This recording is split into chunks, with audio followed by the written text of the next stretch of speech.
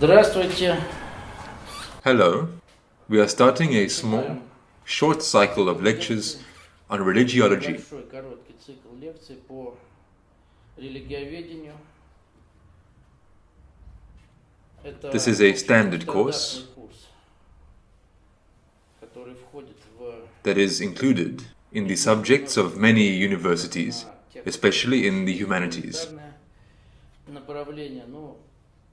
But this course is useful not only for humanitarian universities, but for all universities. Для всех вузов. Если This course is called religiology. рекомендовать включать его везде. Называется курс религиоведения. Раньше он There used to be an experimental course at this university, поставлен здесь. and it was called not religiology, but comparative theology. Религиоведение, а сравнительное богословие.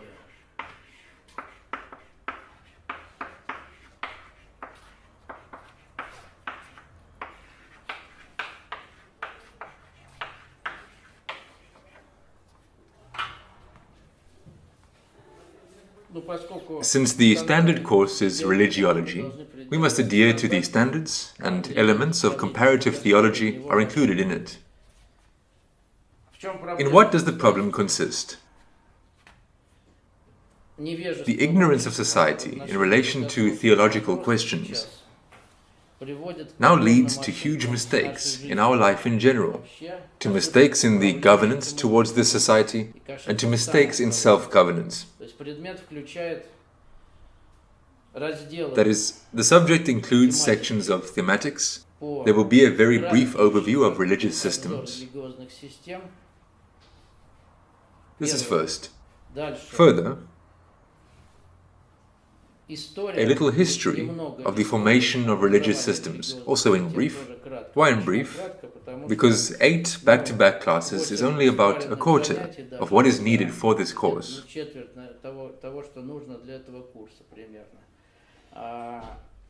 And since we have 6 textbooks on it, which are presented on the main website for the course, Основной сайт по курсу.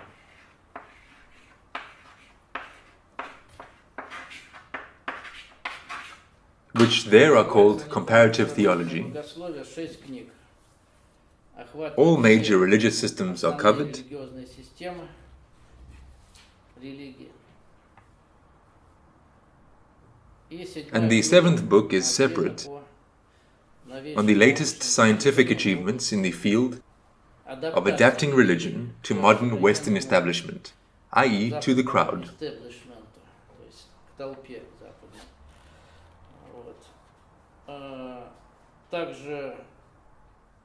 There is also related literature, but I will talk about it later. A part is presented here. The main site, it's easy to find everything there. In general, you don't even have to go on the site, but also if you just type in search engines, you'll be taken to these thematics. In what does the problem now consist? You probably know, there are very few young people here. And in the group there are more, right? Also few? 5 people in 2 groups. You see how bad it is. There turns out to be inequality in the sense of obtaining knowledge. And for the young people, this is no less important. In addition to the history of religious systems, the thematics of the course also covers a small comparative analysis of the content of religious systems. This is the main content of Christianity.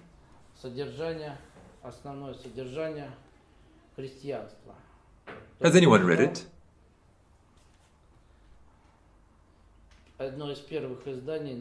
This is one of the first publications in a non-church Slavonic language, the Bible. You need to have an idea, of course. You don't need to know it, you do need to have an idea. For what? In order to understand what in general you are dealing with in society when faced with representatives of this or that religious system. Also, here, the content, the main book. These are 2 holy books. This is what they look like. In some countries, they are afraid to even touch them, especially this one. Only special people can touch it.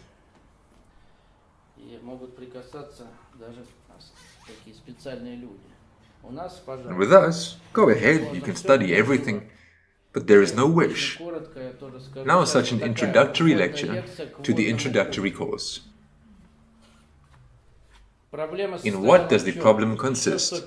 Even 150, 200 years ago, basic knowledge on this subject was given within the framework of so-called theology. Theology, from the Greek theos, God, and logic, literally the science of God. At the same time, one of the translations of the Greek logos is word, teaching. Theology in Russian is bogoslovie.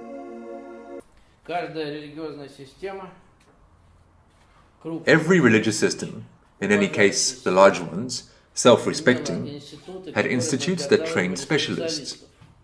Clearly, in Christianity, these are seminaries, specialists in theological questions. And in general, the term theology and comparative theology is taken from orthodoxy. Bogoslovie, literally the word of God, the word about God, is a system of knowledge that allows people to dialectically approach the logic of God.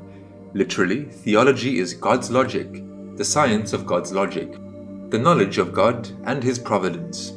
A system of knowledge that provides a methodology for independent cognition of life through the religion of faith towards God. Bogoslovie uses to achieve these objectives a special method of studying the entire spectrum of existing religions, comparative theology. That is, it is based on the past and present experience of people, the logic taken from the interrelationship with God. Comparative theology, as a method, includes comparative analysis and synthesis, identification of similarities and differences in existing religions, the search for truth when comparing all major religions. Comparative theology is a system of knowledge necessary for further, independent mastery of theology and dialectics of cognition of life.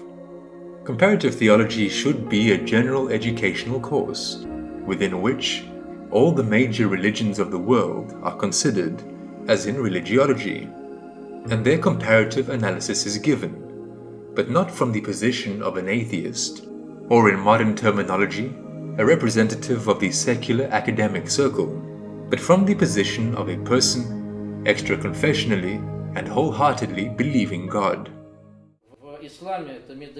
In Islam, these are madrasas, other institutions that train scientists, so-called specialists, in sacred scriptures, in rituals, in some secondary documents, which show on the basis of what the life of society is built.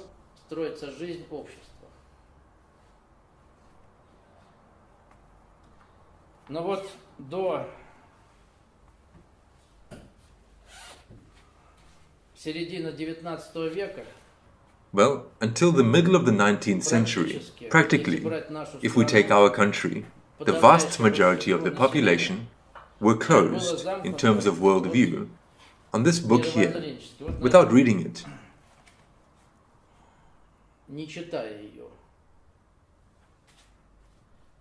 This is the Bible.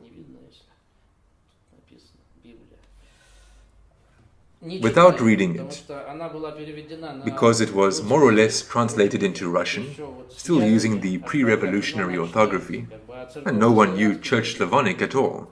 Until the end of the 19th century, it was only in Church Slavonic, translated into Russian at the end of the 19th century. This is the first translation of the Quran. This is the second largest religious system in our country. And for about 500 years, we have already existed together. This is also the first edition, a more or less artistic one, in Russian. On the left, Arabic, on the right, Russian, and it reads backwards, from left to right.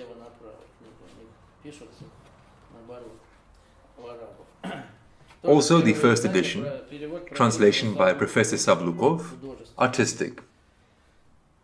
And only then, in our civilization, people, in principle, for the most part, began to have the potential to get acquainted in Russian with the content of these books. But far from everyone could. Why? Because people were illiterate. 80% of our population by 1917 was illiterate. And basically they were read either by special people or by the elite. The elite could read even before that. There were translations into French, German, and other European languages. In our country, as is known, French was the second language when Napoleon came. They even got confused. They killed their own for speaking French. The topic of the War of 1812 is very relevant today. Each religious system had its own specialists, and they said that the only correct approach to God, that is, the sciences about God, is with us.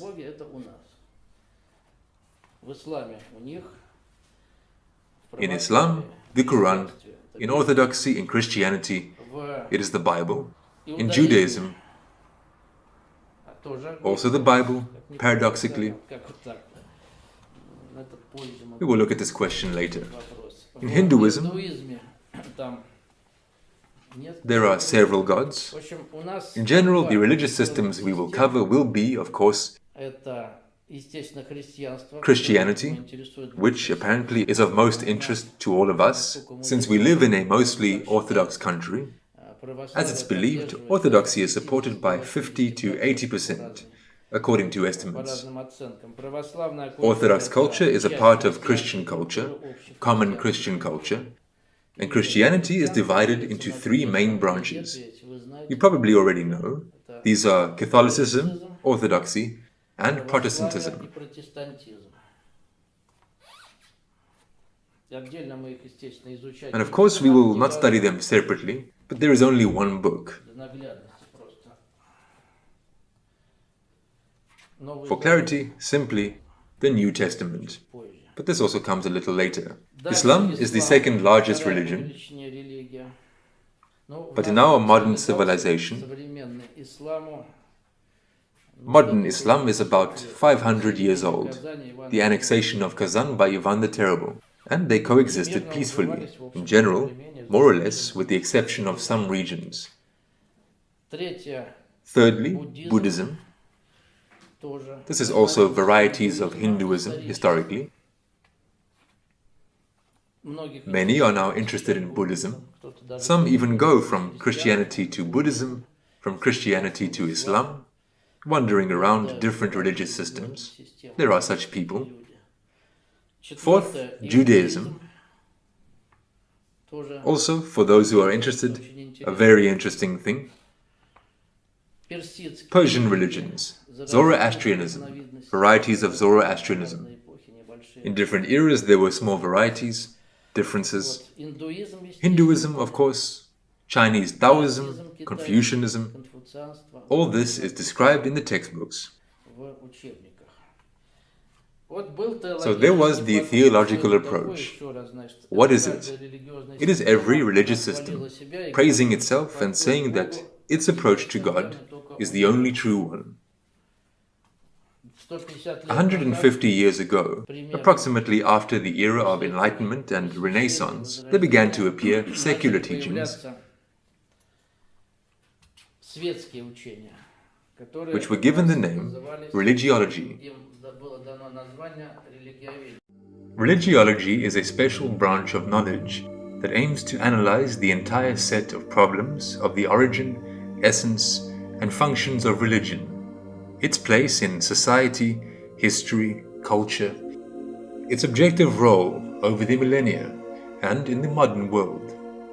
In other words, the objective of religiology is to cognize and understand religion as a form of social consciousness, as a social phenomenon. As a branch of humanitarian knowledge, religiology arose in the second half of the 19th century, laced with philosophy, psychology, sociology, anthropology, ethnography, archaeology, and linguistics.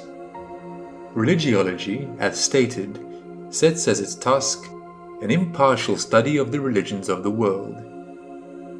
Religiology has gone through several periods of development, in its 150-year history.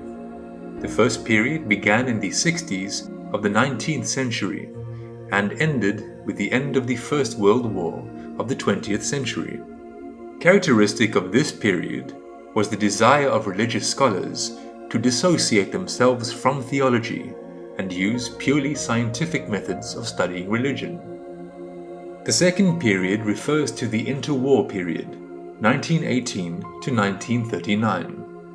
It can be called a period of increasing theological influence in which purely scientific methods of research began to be replaced by the principle of empathy. This led to a crisis in the science of religion, to a crisis in religiology based on scientific atheism. The third period began after the Second World War of the 20th century. It is characterized by awareness of an acute crisis in religiology, criticism of the previous period, and its methodological foundations. There were attempts to return to the principles of the first stage, rethinking them on the basis of the latest achievements of science.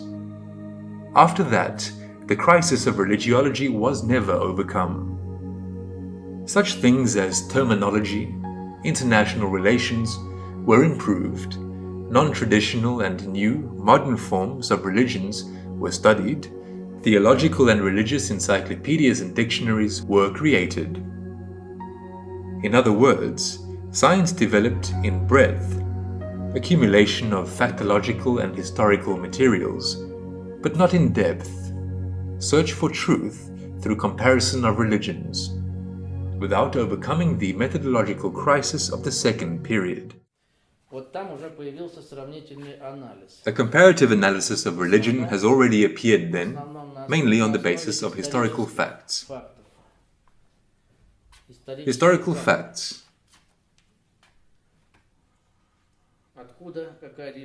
Where, what religion came from, who is the founder, what they said.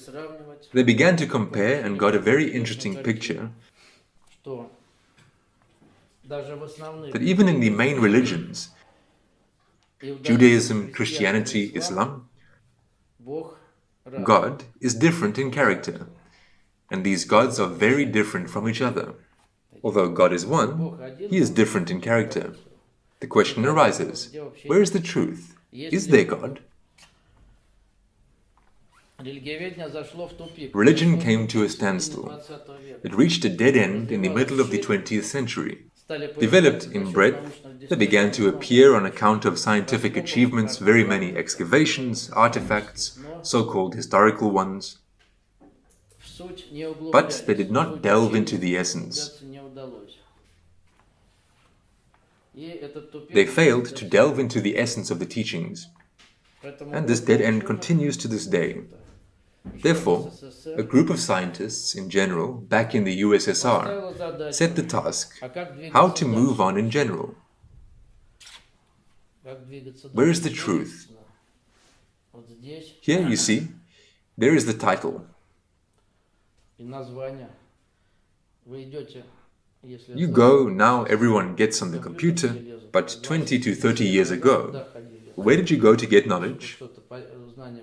To the biblioteca, library, from the word Bible. But before, only this book was in the library. Everything else was banned, especially in Europe.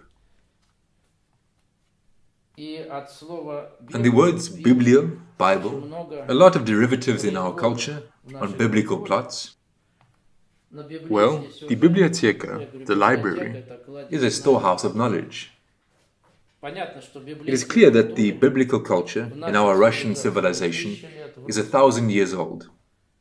In the world civilization, Christianity is 2,000 years old, while the Bible is about 3,000 years old, as if biblical culture, Jewish culture, is about 3,000 years old. One also needs to delve into all this, but customarily it is said 3,000 years. Therefore, there arose a need. Religious science is purely, well, more, not purely. It gravitates towards atheism. What is atheism?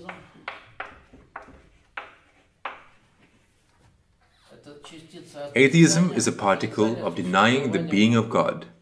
Theos is God. Atheism is the denial of the being of God.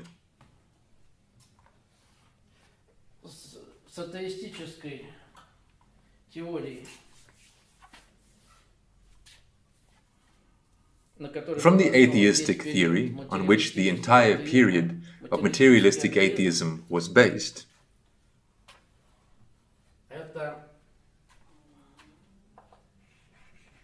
materialistic atheism, this is a doctrine. The dialectic of materialistic atheism, the history, historical materialism, dialectic materialism, these were doctrines. Different doctrines of the Soviet period from 1917 to 1991. Most people were atheists, called themselves atheists. There was even militant atheism. There were even badges, still preserved from those eras.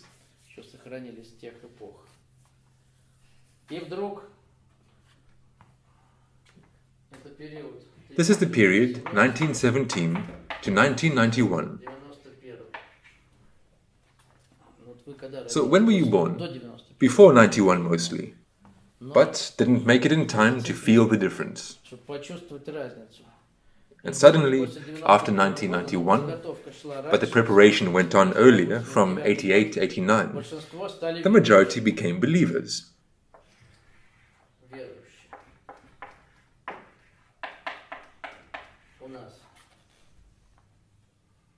We have the same people. We know a bunch of cases. He was an atheist, he was even in the CPSU with a party card, and suddenly he became a believer, began to go to church. What happened? Did the person change? Hardly. Then where is the truth? Here. What happened to him? And there were many. But since your childhood fell on this period, apparently adolescence, therefore, the concept that you are mostly believers within some kind of religious system, for you is more suitable.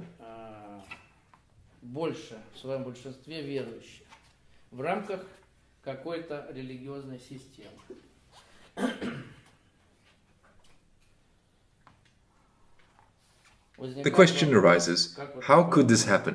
Why are we swaying? And before 1917 too, the majority were believers.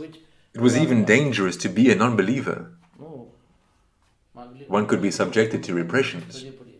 Well, you know that even within the framework of Christianity in the West, especially in Europe, there the Catholic Inquisition did very bad things with people, including girls, in the Middle Ages, especially in the 17th, 18th centuries. And only in the 20th century did the Pope repent for the Inquisition in the name of God.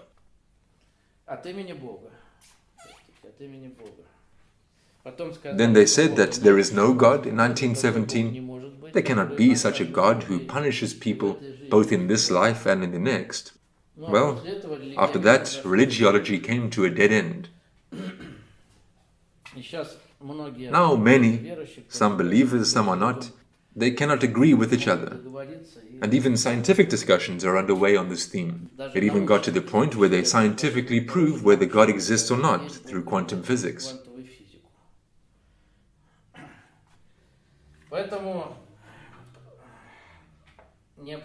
Therefore, the need for comparative theology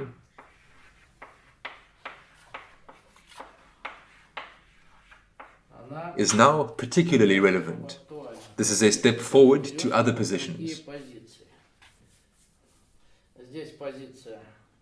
Here is the position. Well, for those who have encountered this for the first time, it is probably even difficult. This is the position of the doctrine of God from the point of view of any book or religion. Here there is one God. This can be easily proved. Here there is another one. There are two different ones here. This can also be shown.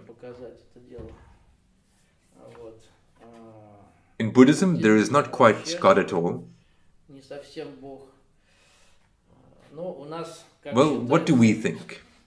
Our country, not only our country, the West too, is a country of three religions. They are called Abrahamic. Abrahamic religions are monotheistic religions originating from an ancient tradition dating back to the patriarchal Semitic tribes of Abraham. All Abrahamic religions recognize, to one degree or the other, the Holy Scriptures of the Old Testament. By name, the first ancestor is considered.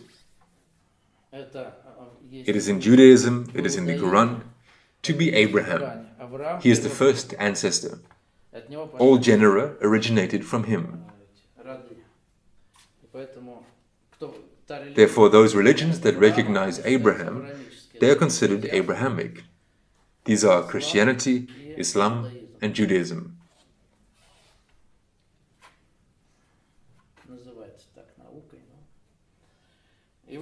And within the framework of these religions, if we conduct a comparative analysis, we get, this is the second stage, at the stage of religiology, we carried out a comparative analysis, then there were a lot of inconsistencies in general, both in terms of history and in terms of content. But religious scholars conducted a comparative analysis from the standpoint of atheism. I will not ask if there are believers among you, because we adhere to the principle not to offend the feelings of believers.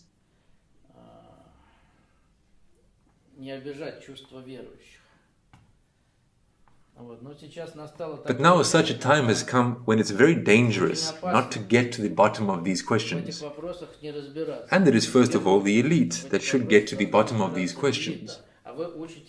And you are studying to become the gubernatorial elite, municipal state governance.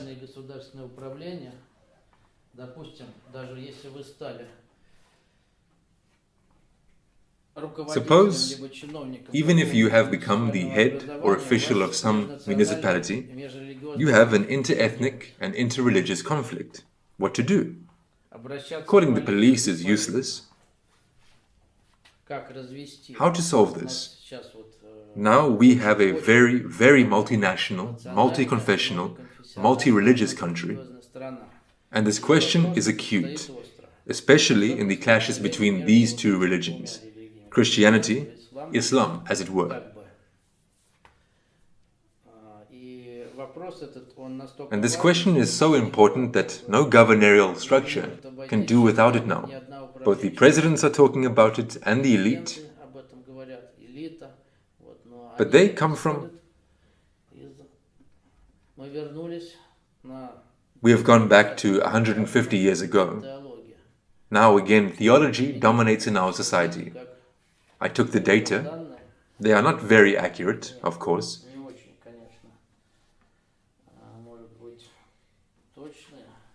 But according to the latest data from the Russian Orthodox Church itself, on September the 1st, 27% sent their children to schools for Orthodox lessons.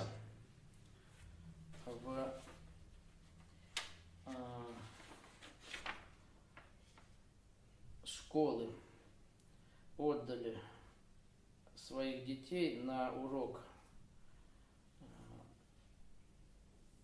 православная,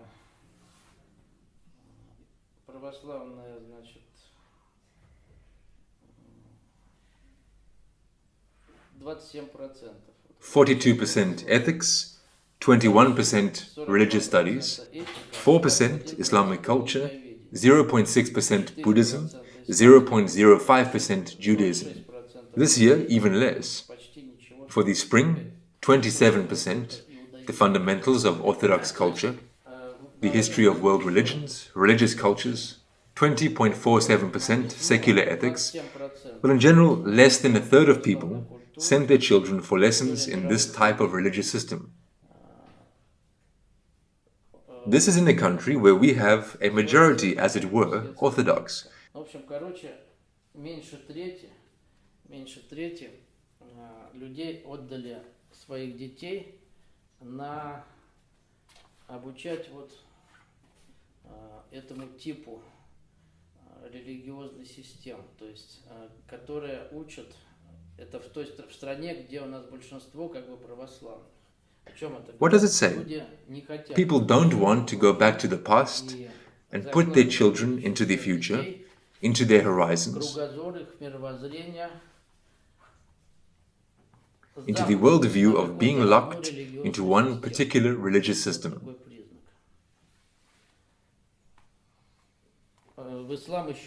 Here is such a sign. In Islam, even less. I counted there just about 5%. What does it say? The majority sent their kids to secular ethics and next, religious studies, so that there would be a comparative analysis. We give further materials. These courses are mainly religiology, secular ethics. Well, this is something very humanitarian. And religiology, as it is taught normally, is an educational course, and it is given from the neutral positions of atheism. But the question then arises, does God exist at all or not?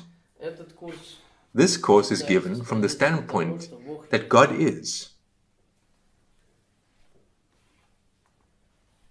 And is intended to determine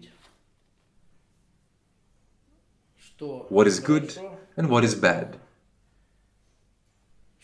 what can be taken and what is better not to be taken from this or that religious system, mostly traditional. But after that, after the definition, to conclude, what kind of God is there?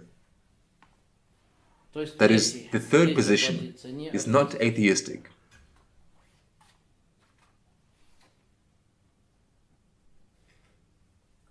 An indirect sign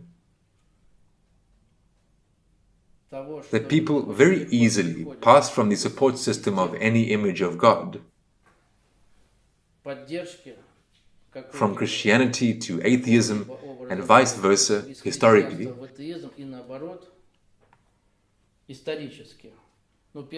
Well, for the first time very easily. The majority of Russian citizens, in any case, suddenly became atheists in 1917, historically. Historical facts are very important. An indirect proof that there exist two varieties of atheism.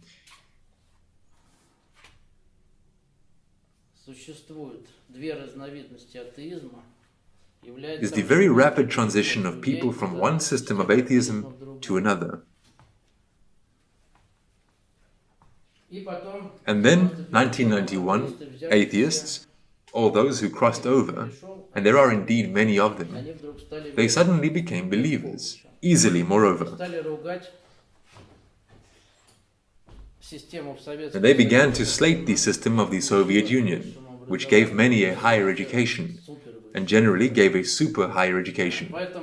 Therefore,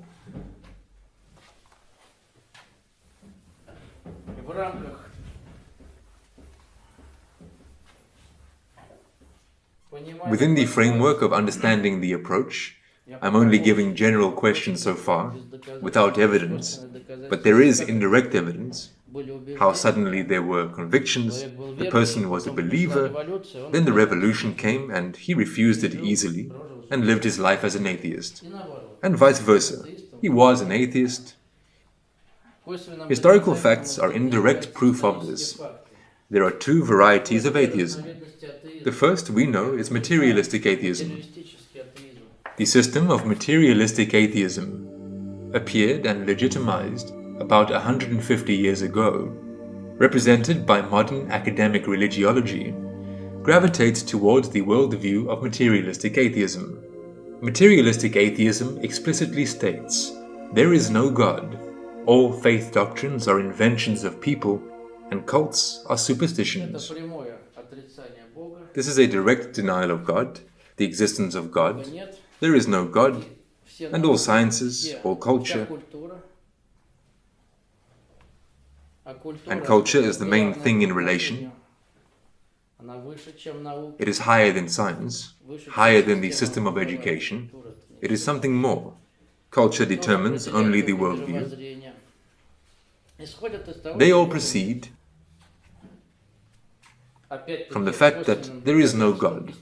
Again, indirect evidence, historically, was the refusal of Russian civilization from the system of materialistic atheism in 1991, at the latest. People refused it. But even earlier, they abandoned a more sophisticated system, idealistic atheism. This is a more serious thing. Idealistic atheism says directly, God is. He is the creator and all-holder. We will teach you faith and religion.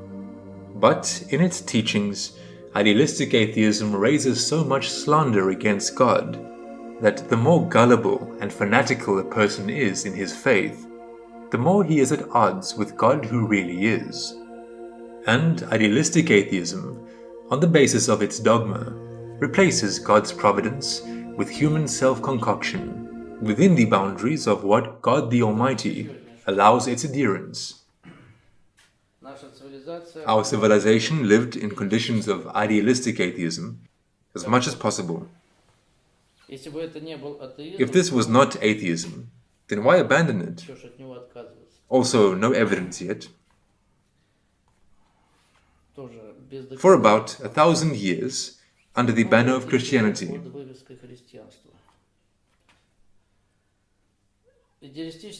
idealistic atheism is a system where people believe that there is a God, adhere to the subculture of one of these scriptures, given in one of these scriptures, but they have no connection with God. It's also a very complex thing.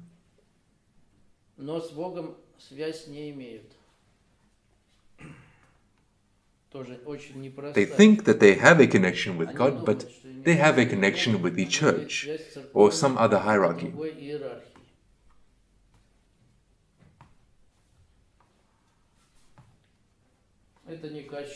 This is not blasphemy, this is a fact that was again indirectly proven by the life of our civilization, when we very easily refused the services of the church during the revolution.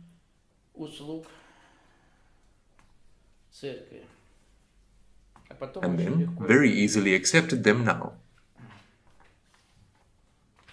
In general, without revising our worldview in essence. For now, these are also just words. The third system we must come to is faith towards God. I remember we used to tell Eileen, if God would just show himself to us, then we would believe. Yeah. Guess we did. Yeah, we did. Now it's all out in the open. And I'm starting to believe that we asked the wrong question. What question? Does God exist? We just assumed that if he existed, that was enough. But that's not enough. We were asking the wrong question. The right questions are, do you believe him? Do you accept him as God? Well, everybody knows God exists. Yeah, 95% of the world still don't believe him. Faith towards God and faith in God are two different faiths, and a person carries only one of them, choosing it himself according to his own loves. Belief in God is a variety of atheism, since God answers the believer's prayer in accordance with its meaning, thereby giving proof of his being to everyone who asks for it. After that, the being of God is not a question of faith in God. If you try to give probabilistic estimates to the combination believe someone and believe in someone, then the following is possible. 1. Believe someone, immediately 100%. That is, there is no doubt and no proof is required.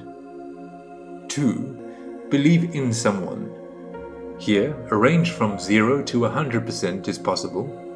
Moreover, 100% most likely cannot be, but only 99.99999%. There is such a concept. It is even entered into many songs.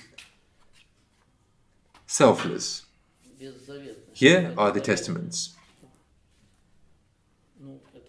Well, this is the Quran, but also a testament.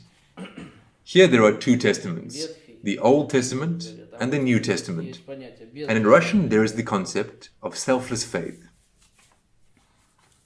The Russian word for testament is zavet, while the word used here for selfless is беззаветная, which can be broken down to translate literally as without testament. So, беззаветная вера can be read both as selfless faith as well as faith outside of testaments. Right now we are entering the age of Aquarius, and if society does not understand this, then further it will be very bad. Why?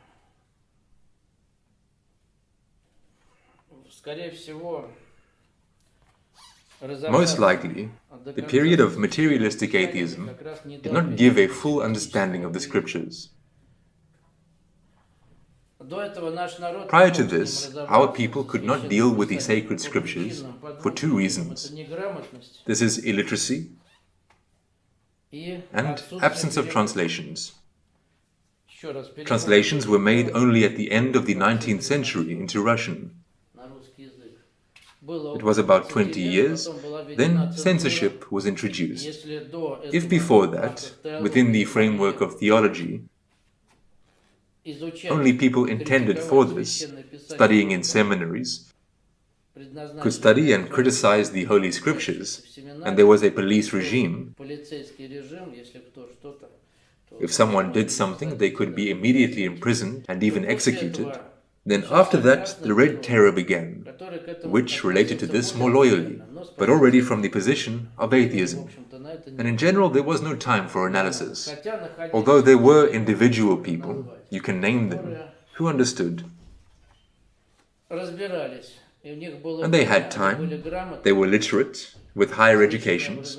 Well, at least here, as an example, I don't know, you've probably heard, a luminary of Russian literature.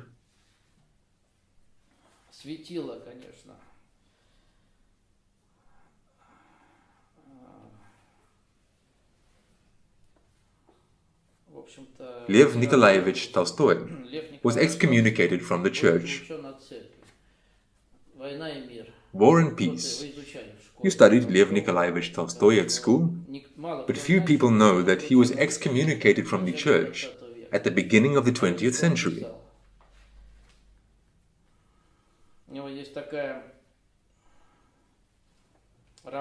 See what he wrote. He has several heretical works. The church recognized them as heretical. What kind of authority? Why is it that he was the first?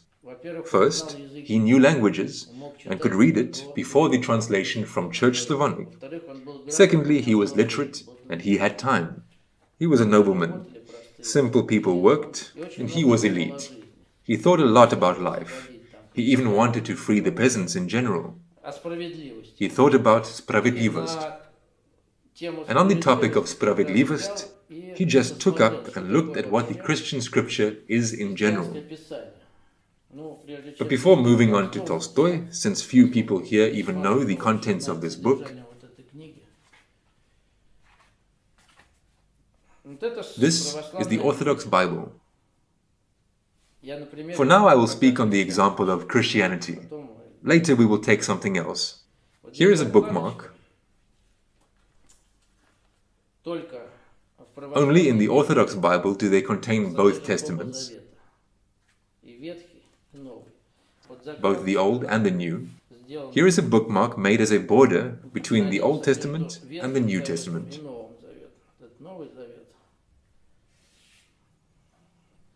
The New Testament is the holy book of Christians of all denominations.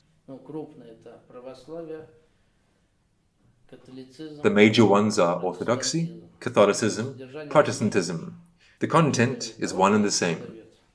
But the Old Testament is about 4 times thicker.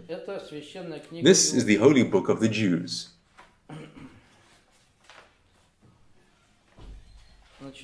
It begins with creation, a book even with pictures. It is ancient, apparently from back in the 19th century. Genesis, 5 books of Moses. And here it is written at the very beginning,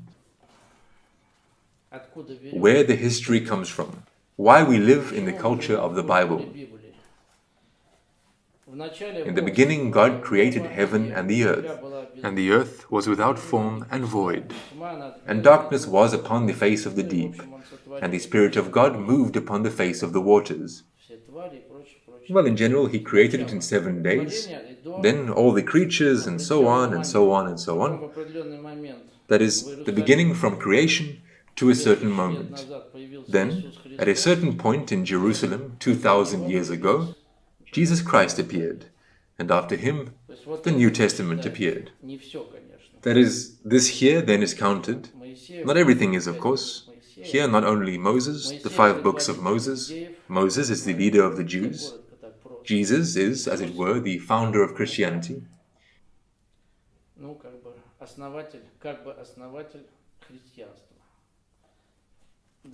2 books, Judaism and Christianity, in one Russian Orthodox Bible. Do no questions arise? Moreover, if you analyze it, then the gods are different.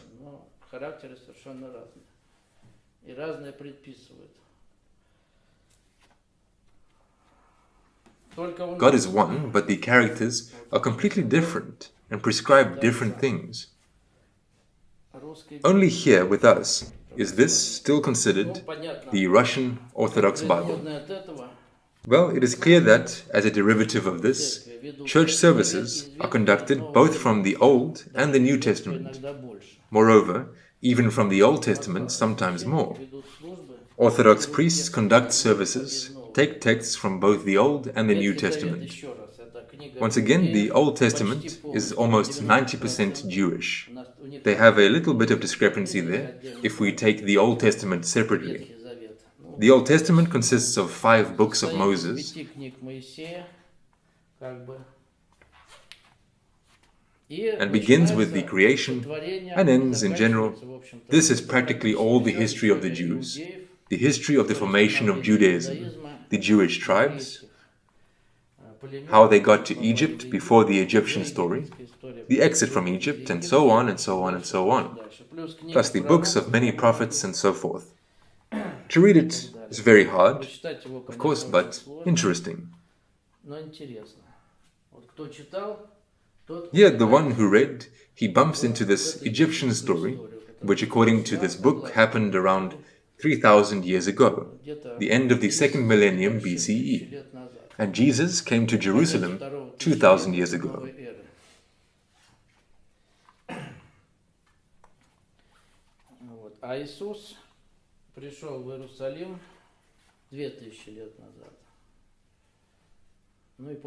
Well, after him the New Testament appeared, as it is believed. At the same time, historians claim that the main books of the Old Testament, which were written down by Moses and his brother, were first seen by people about 500 years after Moses died. The New Testament of Christianity was formed approximately 350 years after Christ passed away. 350 примерно лет после того, как Христа не стало.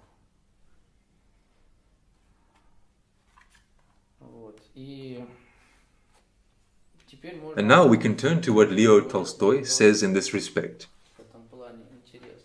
It is interesting. That is, the man studied these things. Basically, of course, he spoke about the New Testament. I will read only a part of it, of course. This is why the Christian peoples in general, and especially the Russians, are now in a distressed situation. Tolstoy leaflet, the 3rd one, 2nd edition. I will only read small fragments. Educated people believe in science, socialism, anarchism, progress. Uneducated people believe in rituals, in the church service, in Sunday inactivity, but they believe in them as in tradition, decency. There is absolutely no faith as faith that connects people, drives them, or only its disappearing remnants are left. So there we have it. This is 1907, before the revolution. That is, in Russian society nominated Tolstoy. Yes, he was a count, an elite, but he had free time. He thought not only about his own elite, but about the people. He says that there is no faith at all as faith that unites people in Christianity, or there are disappearing remnants. The weakening of faith, the replacement of it, or rather the overshadowing of it, by both superstitious traditions. We say, idealistic atheism, there are customs, there are rituals, there are some holidays on weekends, but there is no connection with God. A person believes that he communicates with God, a believer, but in reality this is also a variety of atheism, an intoxication that gives satisfaction.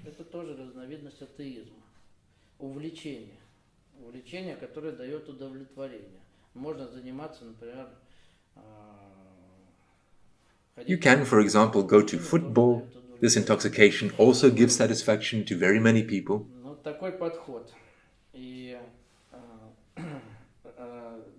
For the masses, the rationalistic interpretation of the pillars of faith by higher academic classes occurs everywhere, in Brahmanism, in Confucianism, in Buddhism, in Mohammedanism, in Brahmanism, not only in Christianity. Well, Brahmanism is a Hindu doctrine. In Confucianism, this is a Chinese doctrine. In Buddhism, this is a later variety of Hinduism. In Mohammedanism, Islam, there are traditions, but there is no connection with God. There is a connection with those who perform rites, with the hierarchy, with people. Yet nowhere, from those listed, is there such complete liberation of people from religion as it has happened and with extraordinary speed is happening in Christianity. That is, people were convinced that they did not need it anymore. 1,000 years, this is for us, after Christianity was adopted. But this is a historical fact, that is, I'm not slandering anything. Indeed it was. Moreover, there are no leaders there who didn't particularly smash temples, kill someone, but people, they just got tired of it. We have now returned to this. Overshadowing of the pillars of faith by superstitious interpretations and traditions is a common to all religions phenomenon.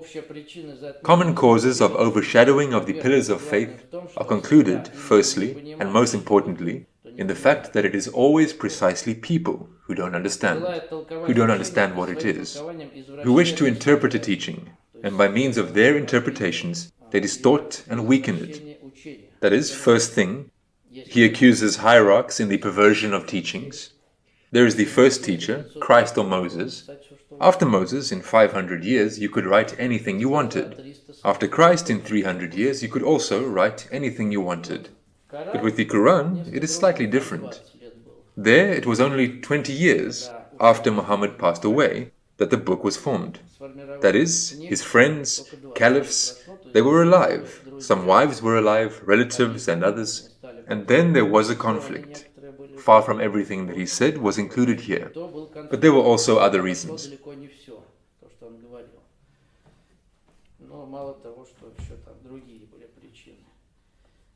Secondly, in the fact that the majority looks for visible forms of manifestation of teachings and translates the spiritual meaning of a teaching into a material one.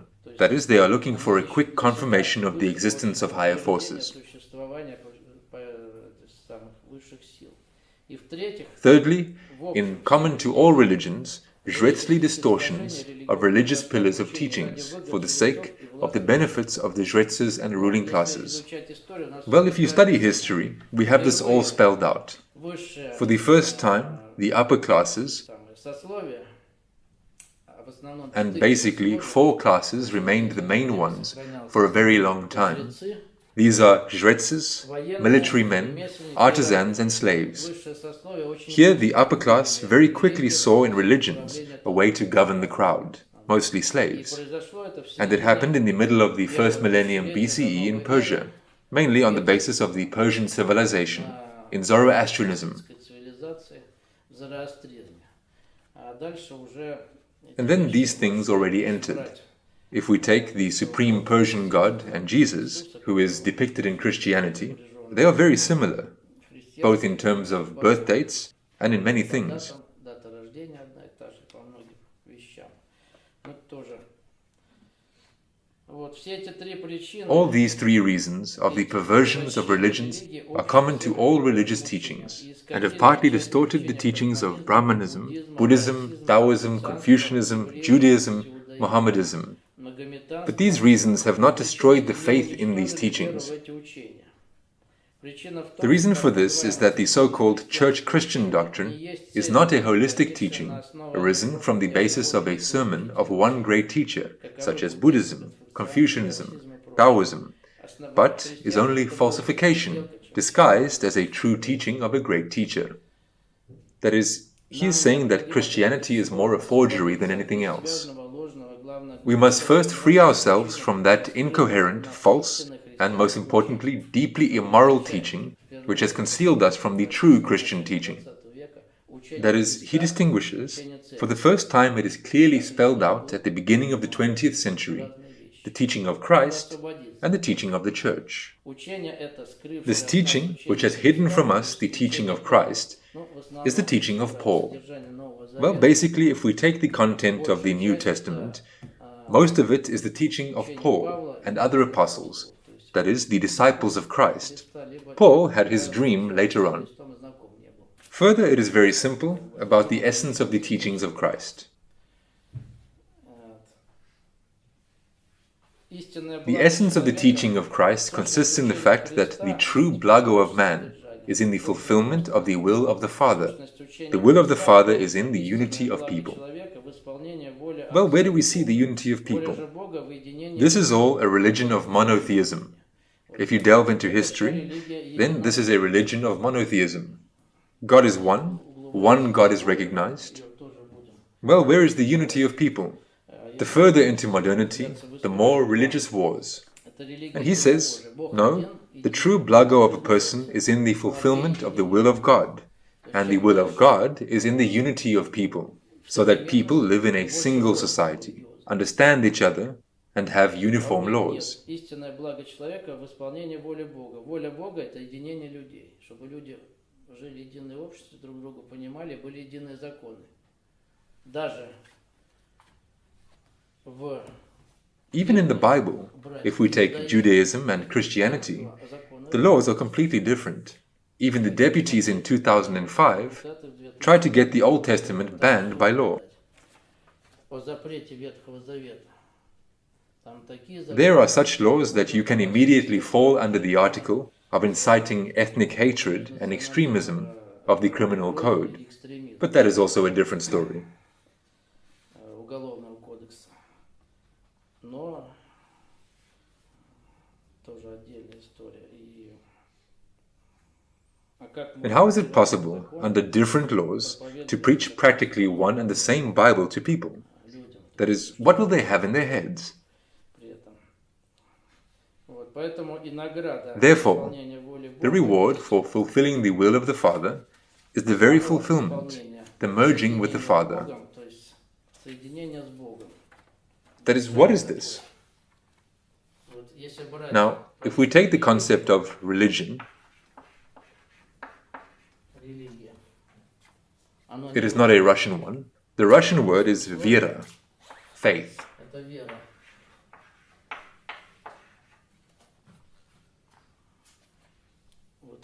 Faith is more honest. You can trust, have faith in each other, your friend.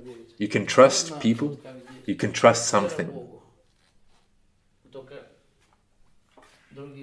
But you can do it like this. Trust, faith, towards God. Only others say faith in God. Faith in God and faith towards God. These are two different things. The period of faith in God is over. Because you can believe in God as much as you like, but at the same time not do what comes from Him. So there is no connection. This is idealistic atheism. Do you believe in God? I believe. But then why don't you live at least as it is prescribed in the Scriptures? Do all Christians live the way it is written in the Scriptures? Now, criminal cases are being brought against priests who are drunk in cars. This is the face of the Moscow Patriarchate.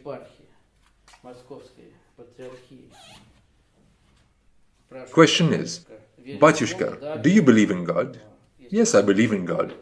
Well, if he believed God, then there would be a connection, and he would not allow himself this. There is no connection. This connection has been severed by the church corporation, and for a long time. And religion, if you take the translation from different languages, including from Latin, is a connection. The best general translation of religion is connection.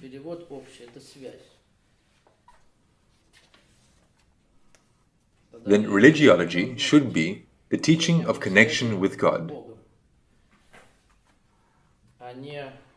and not some kind of review of religious systems. Religion is a connection.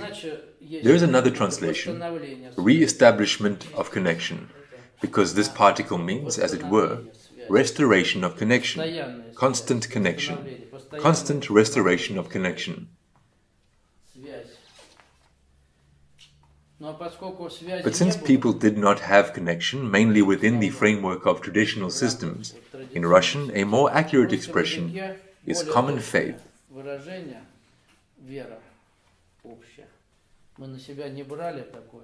We did not take upon ourselves that we are super. We have a connection with God, and faith, it is common.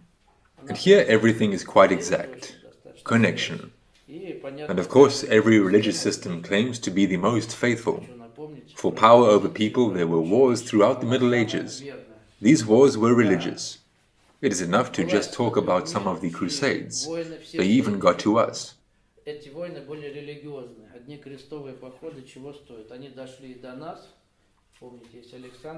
you remember Alexander Nevsky, the Catholic periphery burst in here.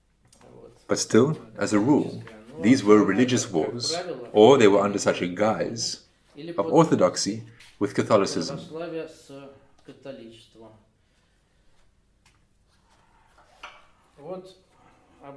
So Tolstoy talks about this.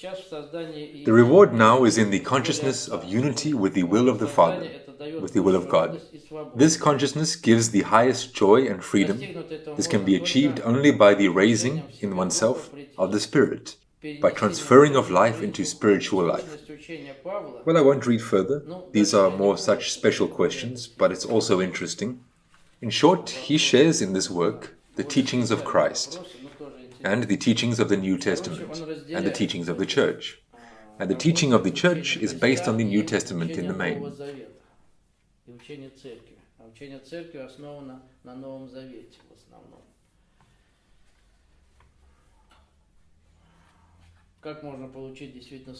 How can you really get freedom? In Russian there is a word for freedom, svoboda.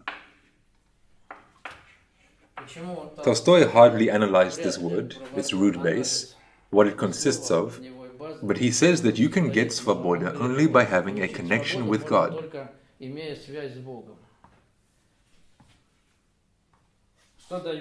What gives svoboda to a person in life? Does money give it? If there's a lot of money, then that's it. You will have a lot of problems, especially if there's a lot. What? Prokhorov is a free man. He even goes to the toilet with security. Money does not give svoboda. Does intrasocial power give svoboda?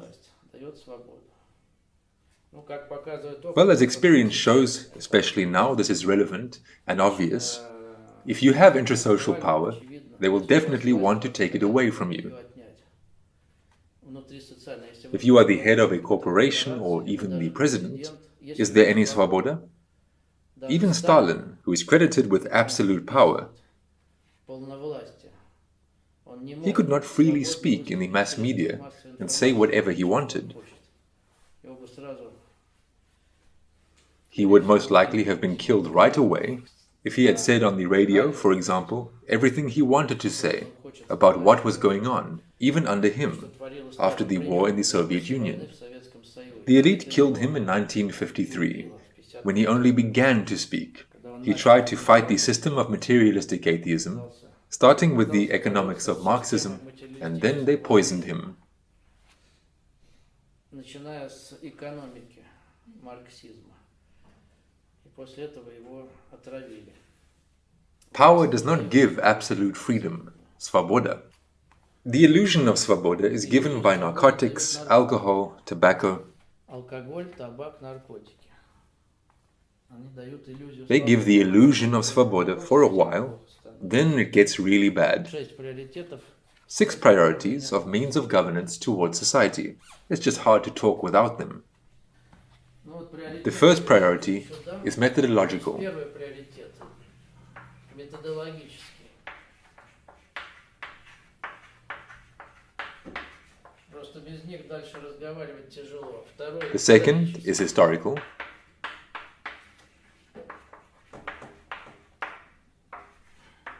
Третий The third is political. Politics, religions, technologies. технологии.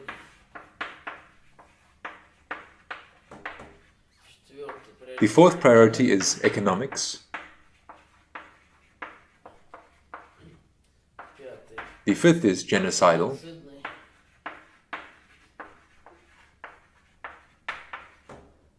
The sixth is military.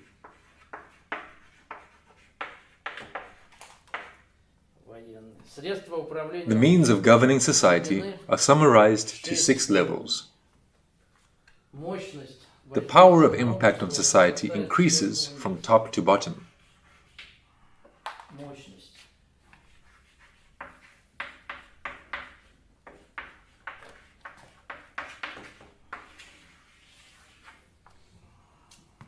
Мощность воздействия на общество возрастает сверху вниз. Вот мы Here, religion is on the third level. на третьем уровне. Как бы мы вот это And this level affects people quite seriously. воздействовать на людей где-то достаточно серьезно. А быстродействие And the performance speed is the other way around. It rises from top to bottom. быстродействие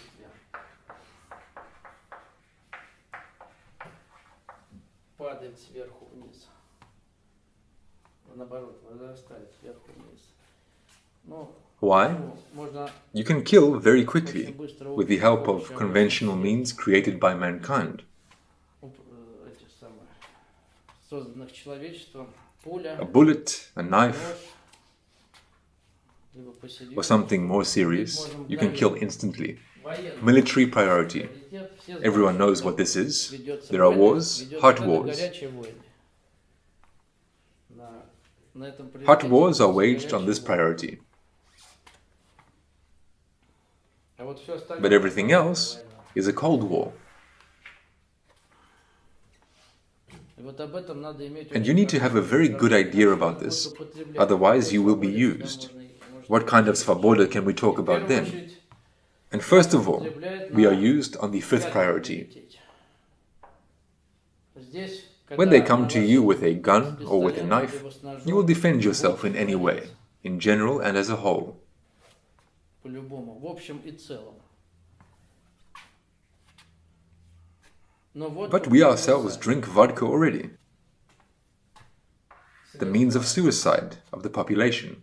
Vodka, smoking, drugs. Водку курим, Ethyl alcohol has a narcotic and toxic effect on the human body. но оно более Big medical encyclopedia. чем просто But this is a more powerful tool than just killing, because alcohol, tobacco, other drugs, however sad it may be to hear, the sexual revolution in general and as a whole, it kills us slowly.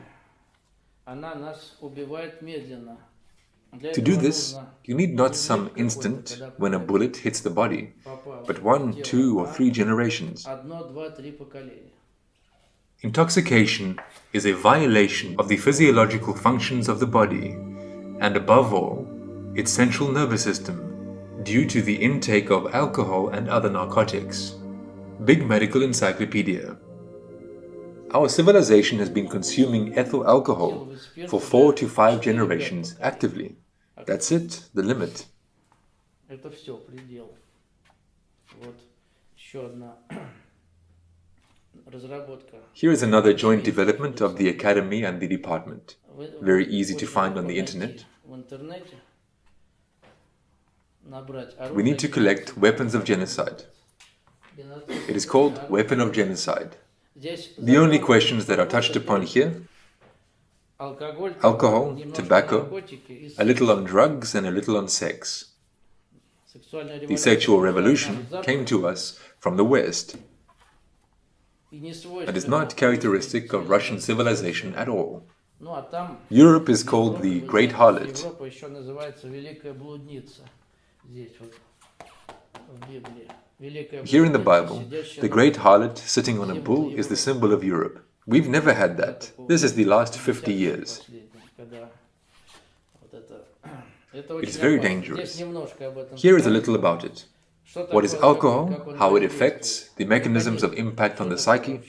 In short, it destroys the brain, lowers the intellect, intuition, etc., etc., etc., and as a result, a person becomes, as an effect, very quickly quite incapacitated. Ну и человек становится в результате очень быстро достаточно недееспособным.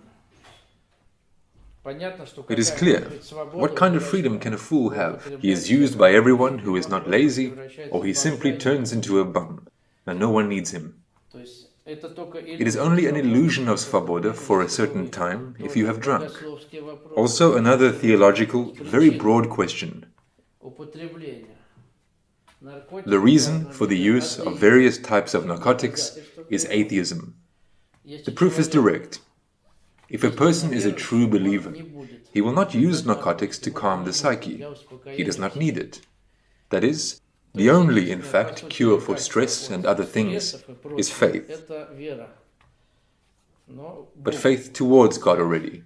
This is a connection, a constant connection. We will also study the question of psychology, also briefly. Well, let's continue. Economy. At the level of economy, I said, money does not give svoboda. They kill for it, they fight for it all the time. This is not svoboda. On the contrary, you get into a clan. If you have a little more money than others, that's it, you are already in a clan. And there are their own limitations.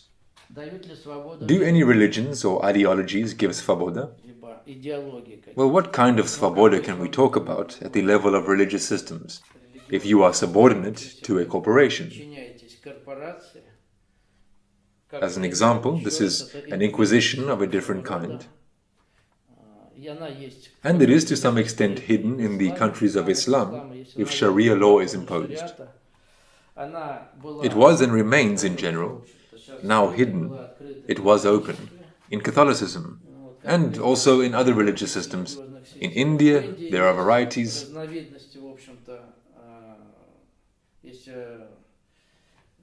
There in general, this is a separate question.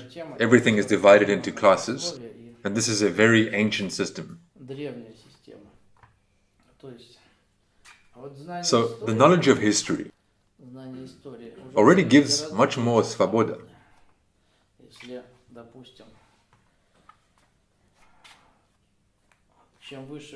If, for example, the higher up the hierarchy of priorities, if you already have historical knowledge, you are much freer than those who do not know history, because you can't be deceived.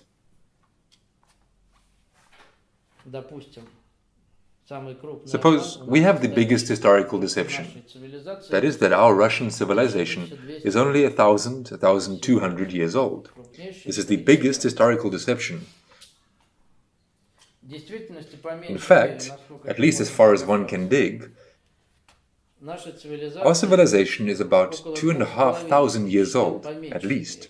This is about the Russian one, precisely the Russian. The Russian community was, by all appearances, formed on the basis of the community of the winds at the end of the first millennium BCE.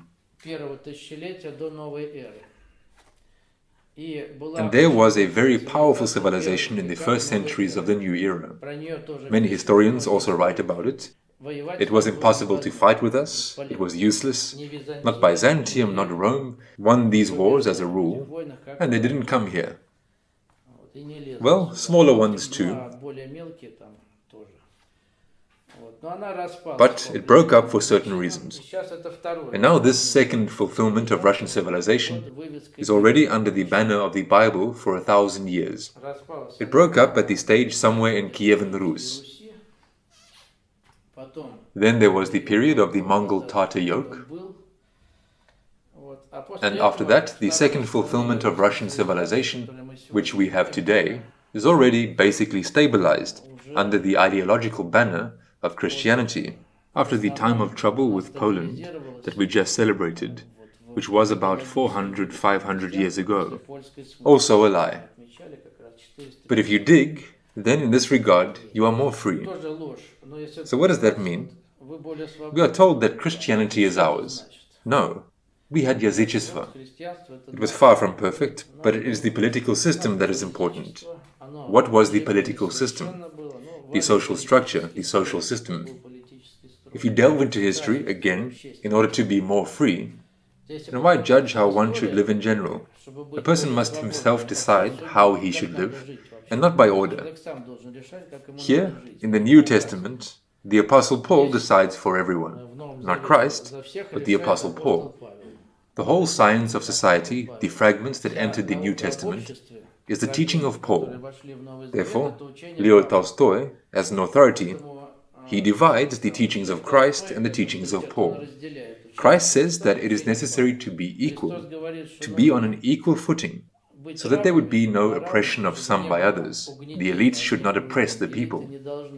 But Paul says, servants, obey your masters. That is, in one and the same book, in the name of God, two people say completely different things. Who to believe? Uneducated people believe in rituals, in the church service, in Sunday inactivity, but they believe in them as in tradition, decency.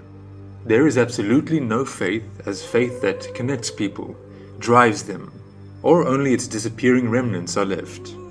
The essence of the teaching of Christ consists in the fact that the true blago of man is in the fulfillment of the will of the Father.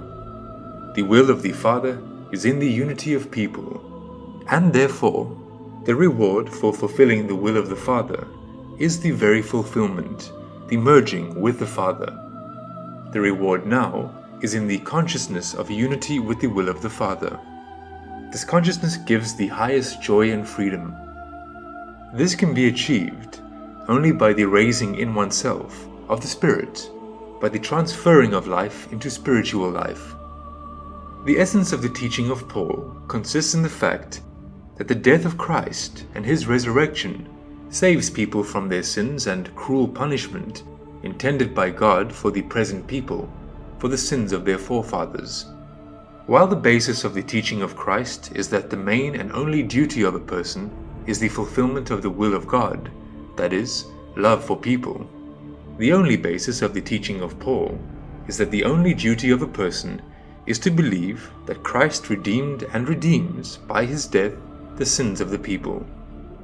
Just as, according to the teachings of Christ, the reward for transferring one's life into the spiritual essence of each person is the joyful freedom of the consciousness of union with God, so, according to the teachings of Paul, the reward of a Dobrius life is not here, but in the future, posthumous state. According to the teaching of Paul, it is necessary to live a Dobrius life, most importantly, in order to receive a reward for it, there. With his usual illogicality, he says, as if to prove that there must be blagoriousness in the future life, if we do not debauch and deprive ourselves of the pleasure of doing beastlinesses here, and there is no reward in the future life, then we will be made fools of. Where Christ says that people should not wait for rewards and punishments in the future, and should, like workers for a master, understand their purpose and fulfill it, the whole teaching of Paul is based on the fear of punishment and on the promises of rewards, ascension to heaven, or on the most immoral position that if you believe, then you will be delivered from your sins. You are sinless. Where the gospel recognizes the equality of all people and says that what is great before men is an abomination before God. Paul teaches obedience to authorities, recognizing them to be from God, so that whoever opposes authority opposes God's decree. Bible, New Testament, the Epistle of the Apostle Paul to the Ephesians, chapter 6, verses 5, 6, 7, 8. Servants, be obedient to them that are your masters, according to the flesh, with fear and trembling, in a singleness of your heart, as unto Christ. Not with eye service as men pleasers, but as the servants of Christ, doing the will of God from the heart, with good will doing service, as to the Lord and not to men, knowing that whatsoever good thing any man doeth, the same shall he receive of the Lord, whether he be bond or free. Matthew chapter 20, verses 25, 26, 27.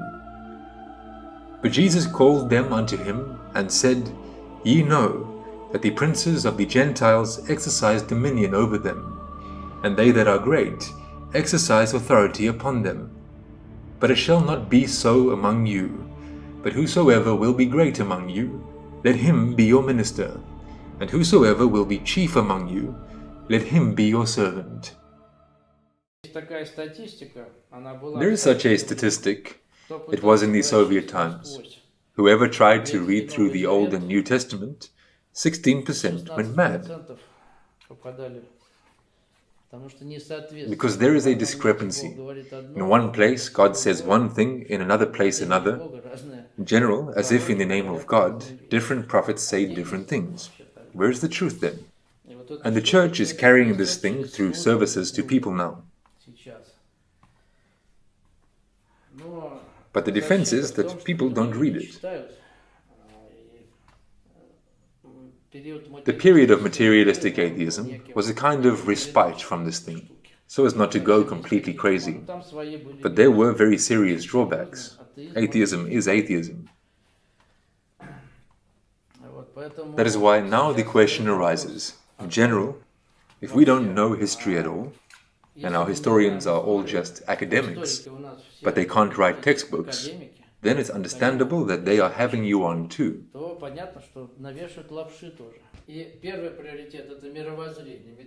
And the first priority is methodology and worldview, the worldview of people. And why methodology? A person is free when he forms his worldview methodologically.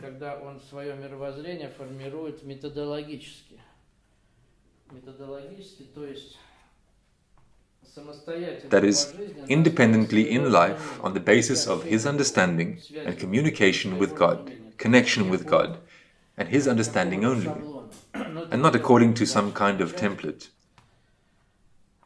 Well, we will continue to study this. And now, the worldview of those who formed the sacred books, primarily the Bible, it corresponds to its content. I already gave an example. Library, biblioteca. That is, from where? Where did history come from? Even 100 years ago, there was only one history. But Kluchevsky and Karamzin and others wrote too, but they basically gave historical facts, somehow interpreted them, and that's it. And history itself, from the beginning of the emergence of civilization, it was taken from the Bible. Therefore, again in Russian, but this is not Russian, this is a translation from English, from some Latin languages. The main part of the Old Testament is called Deuteronomy of Moses, the second law of Moses.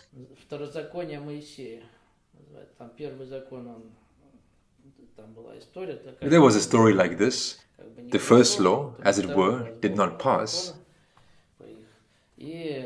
For the second time, God gave him the law that is called the Deuteronomy of Moses. There are 5 books. They are abbreviated as the Torah. The Torah is also one of the names of the abbreviations of the Old Testament, the scriptures of the Jews. Therefore, the concept of history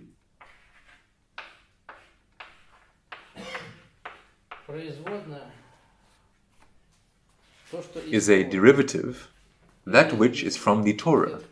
or from the Bible, from the Old Testament. History from the Old Testament. And we now live in a biblical culture, in its myth. Unfortunately, to a certain extent, this myth has also passed into the Quran. The Prophet Muhammad lived in the 7th century. Then Judaism was widely known. He was in the religious center of Saudi Arabia. Well, he knew the Bible stories. They, in his understanding, entered the Quran too.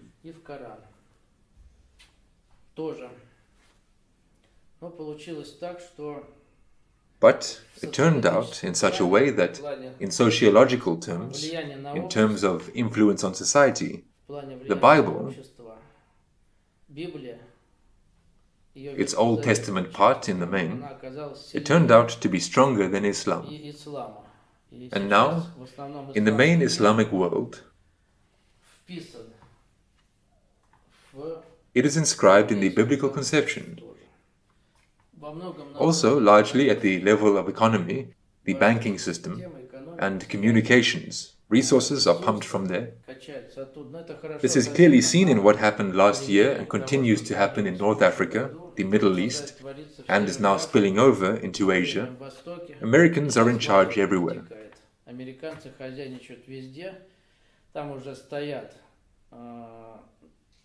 They have already been standing there since the formation of the first caliphates. This is the 8th, 9th centuries. They already put their own then, introduced them into governance towards various Islamic empires. Well, now you can simply state a fact, that's for sure. Almost all the tops of the Arab states, mostly under Islam, they obey either America or England, other Anglo-Saxons in the majority. Well, some European systems may be.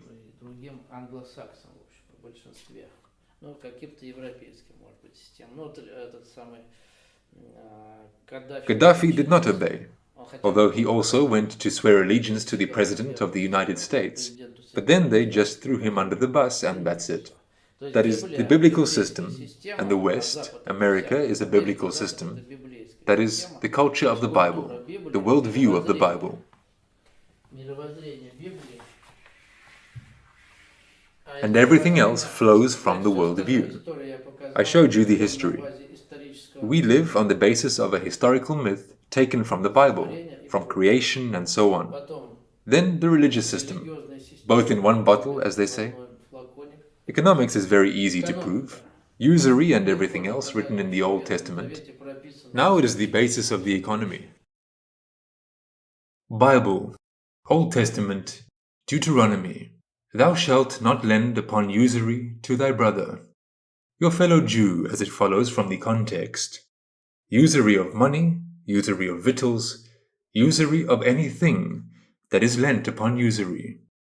Unto a stranger, i.e., a non-Jew, thou mayest lend upon usury, but unto thy brother thou shalt not lend upon usury, that the Lord thy God, i.e., the devil, if one judges the essence of usurious parasitism according to one's soberest, may bless thee in all that thou settest thine hand to, in the land whither thou goest to possess it. The latter refers not only to ancient times, and not only to Palestine, the land promised to the ancient Hebrews, because it is a quotation not from a transcript of an ancient scroll found at a place of excavations, but from a widely published book claimed by all churches and a part of the intelligentsia as the eternal truth supposedly passed down from above. Deuteronomy 23:19-20.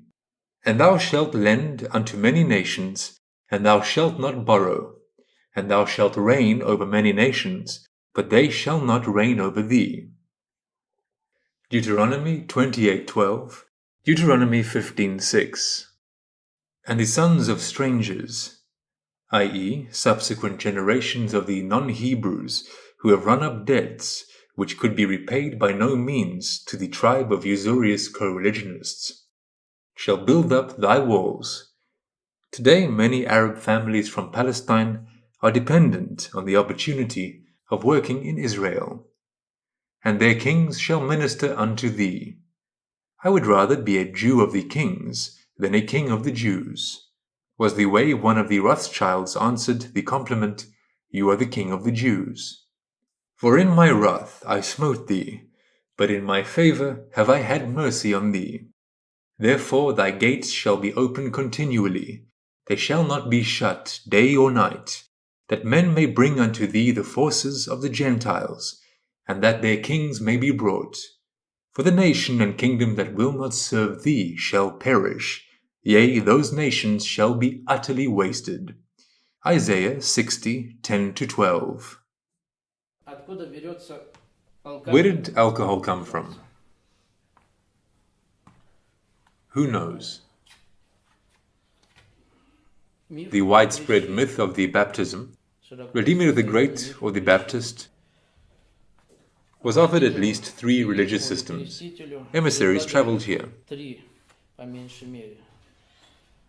The most active, of course, was knocking at our doors for several centuries until the 10th century from Byzantium.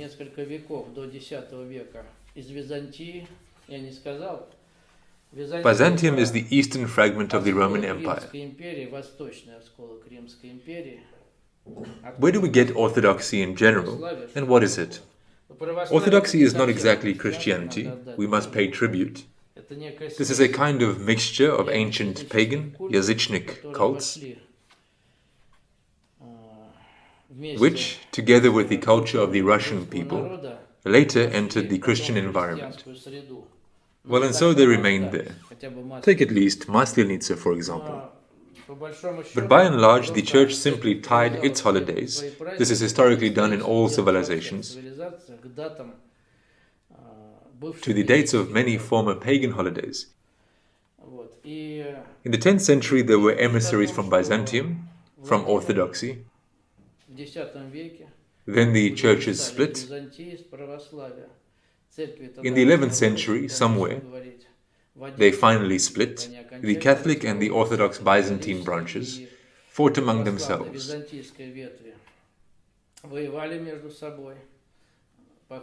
Campaigns were also in Byzantium of the Pope, but they failed. And the western part of the empire itself, it began to disintegrate actively in the 5th century. Now we have practically all the states of Europe are fragments of the Western Roman Empire, and so far it has not united into a civilization. Look, Europe, the euro, the single currency by force, everything is bursting at the seams. 20 years they have been moving towards this, especially actively for 10 years they have forcibly introduced a single currency. Everything is bursting at the seams. And the Eastern Empire was conquered by the Turks in the 15th century. It is believed that Moscow is the third Rome, because Christianity came to us.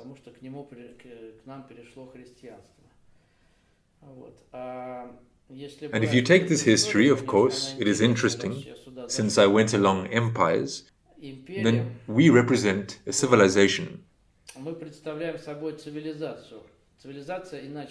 Civilization in Russian is also called samobytnost, sui essentiality. Not only a nation, but also a civilization. There is also sui essentiality. Sui essentiality is its own special worldview in people, which dominates in society. It does not mean that everyone has this worldview. It dominates in society. And so we took shape in our sui essentiality almost from the moment of about 500, maybe a little more years. And we have one stable currency throughout the territory, the ruble. But in Europe, there was in general a common monetary unit among Europeans under the Roman Empire. That is, in the 5th century, 15 centuries ago, well, a little later. As they broke up, so there is no single one. That is, they are practically trying to forcibly unite into civilization through the euro, through this unification of the European Union. But nothing will come of it. Why? The crisis, of course, is everywhere, but the crisis of this Western worldview, based on the Bible, it is at the fore there. The global crisis has expressed itself, of course, and is visible to everyone at the level of economic priority. But this is a consequence of the crisis at the level of worldview, because we are now entering the age of Aquarius. The symbol of Christianity is the age of Pisces. But this is also, if you take the stars, that is, time is over. We will go through the law of time later. And this story with the baptism practically gave rise to booze in our country. The Russians did not drink. They were very powerful people, their healthiest. Because all other civilizations, especially the more ancient ones, they had already gone through many stages of degradation, from drunkenness, narcotics, in the East mostly, fornication. You know why Rome fell apart. This is social stratification, fornication, and so on. Babylon, the same. There are these legends about Babylon. This is generally the first millennium BCE. But with us, no, there was not such a thing. In general, absolute, one might say, sobriety. And most importantly, there was no exploitation of man by man. There were neither slaves nor slave owners. For about 1,000 years, there was nothing like it anywhere after the primal communal system, only in our civilization. This is what is given by the study of history, not according to some academic sources, but free. And Vladimir the Baptist says, no, Islam is not good. There were also emissaries from there. There is a ban on alcohol in Islam. Judaism, of course, is not good. It is a special religion. It is for owners. This can be understood by seriously reading the Old Testament. Well, it's clear that it is very difficult to get through it. But there have been people who have noted this more than once. But Christianity, yes, there is drinking, the joy of Rus, we cannot do without it. He was worked over in such a way that it can be said through force. He accepted Christianity in the form of its eastern branch of Byzantine. And from that moment, the start, slow of course, of drinking began. But especially, of course, it was the Petrine era and later. Although in Kiev and Rus there was also enough. What does it mean? From the level of worldview, through history, at the level of religion, booze was approved. And you know that, by the way, for many, this is a disaster in families. You look, no one was spared. Alcoholism, relatives, acquaintances, and then there are statistics. Due to mass drinking in our country, it is impossible to start a family, mainly by reason of the unwillingness of the male population. Both sexes are to blame, of course, but this is also a separate topic. But statistics show that as soon as such an almost dry law was introduced in our country from 1892 to 1990, the birth rate increased sharply, and families began to break up less. There were more marriages.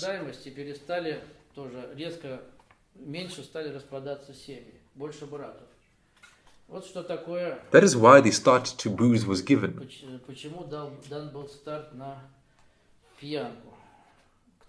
Someone very smart just realized that through this you can govern the crowd as you want. That is, approval is given from the worldview level. Then history is rewritten as one wants, and here they're already formed as cults, for which the approval is also given. But you know, as practical proof of this, that even newborns are given a spoonful of Cahor wine at baptism. What is this in general?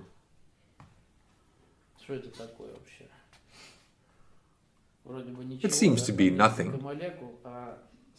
There are several molecules at the level of the psyche, which is very subtle in a child.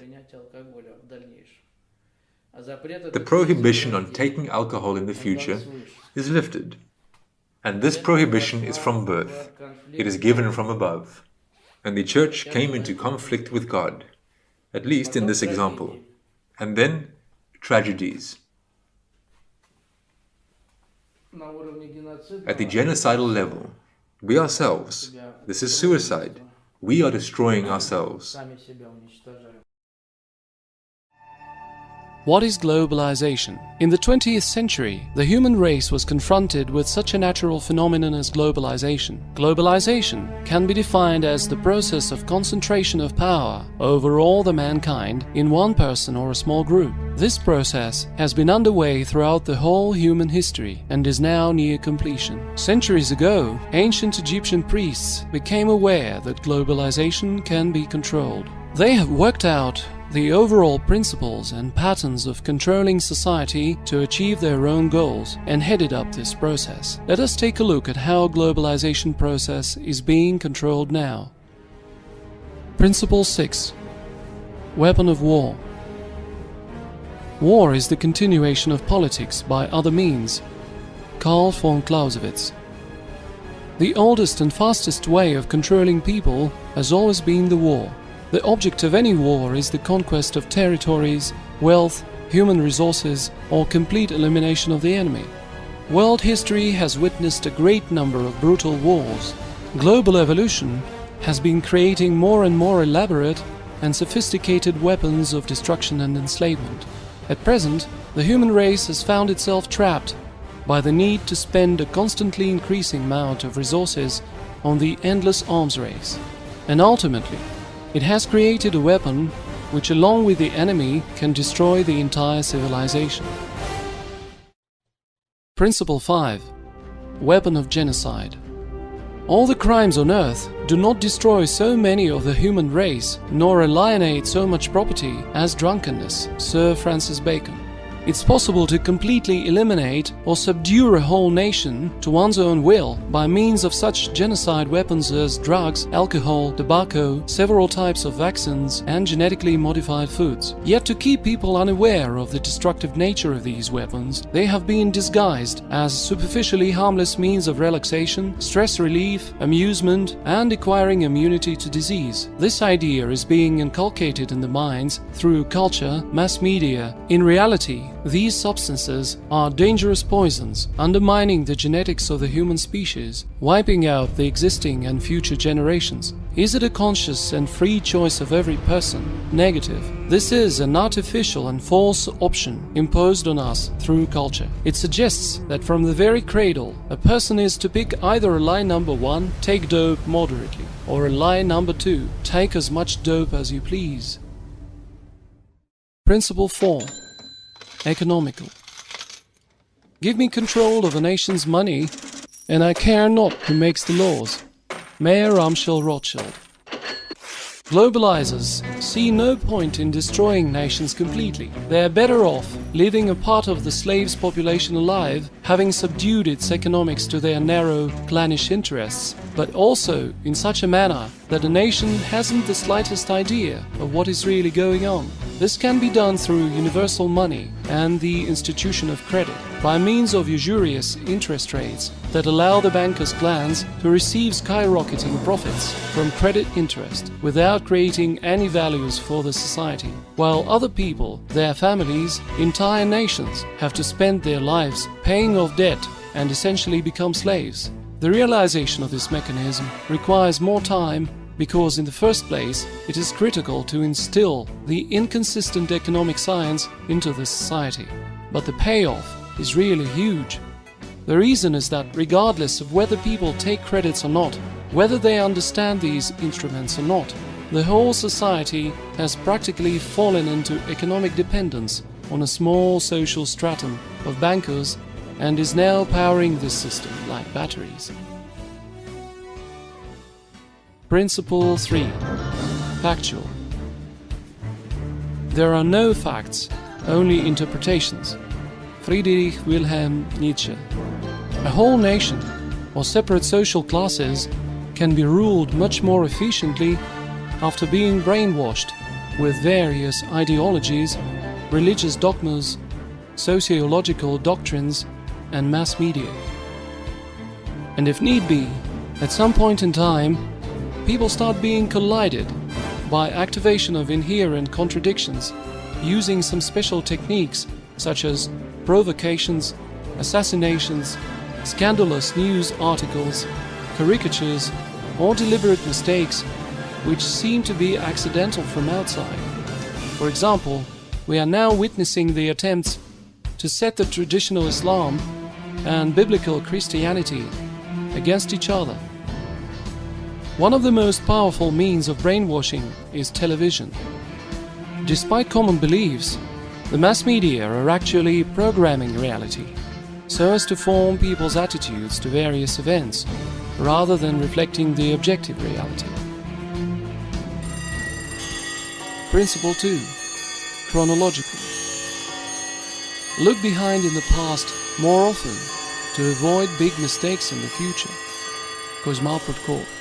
It is common knowledge that one who has forgotten the history of his motherland is like a tree with no roots.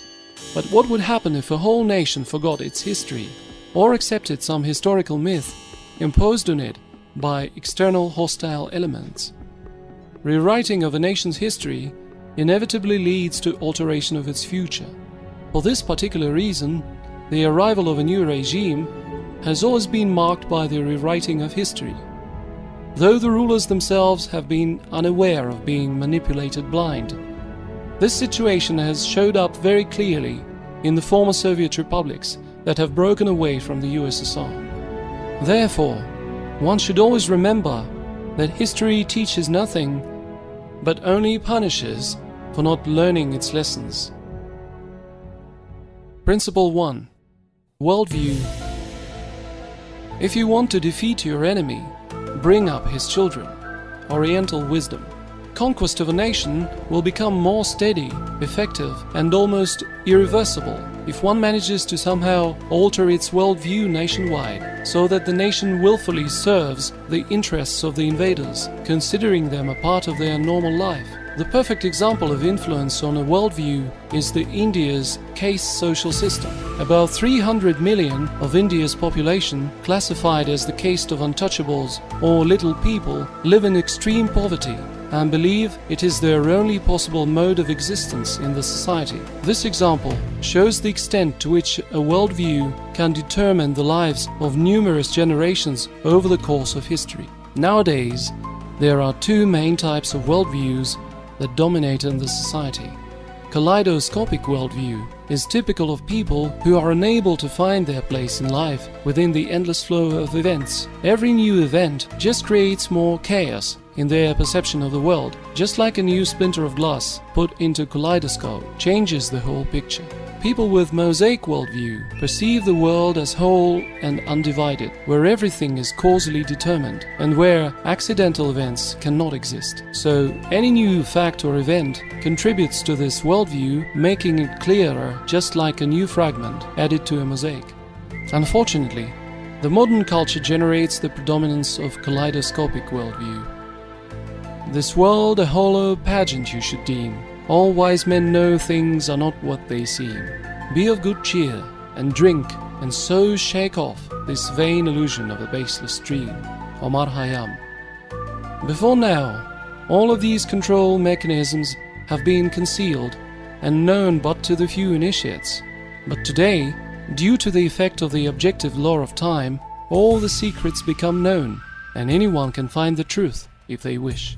Now the very same obscure hand has revealed itself, as well as its master, who once invented all of these mechanisms and would skillfully trigger them off in the course of the global historical process.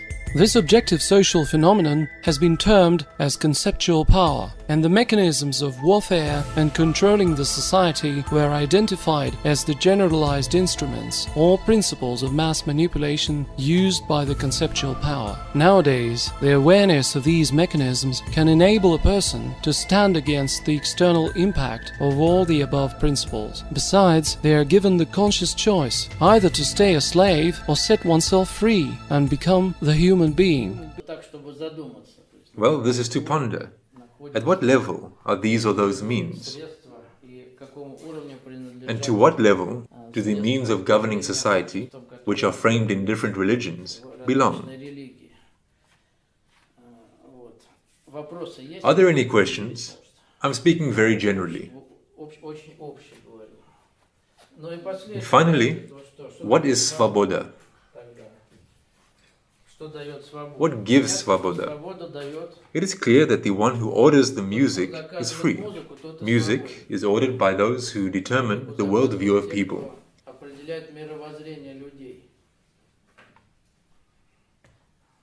The worldview of the people of Western civilization, which later spread. Before there was no West as such.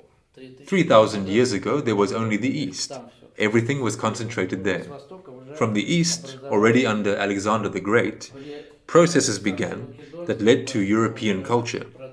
But they began, of course, with Greece, somewhere in the 5th or 3rd centuries. European culture began to organize itself. There was no Christianity back then. Christianity is a certain measure for the transition to monotheism, to one-God religions, because basically all peoples were, except for the Jews, in polytheism. But this is also a separate question. Practically, according to the Bible, Egyptian jresses then ordered the music at the level of worldview.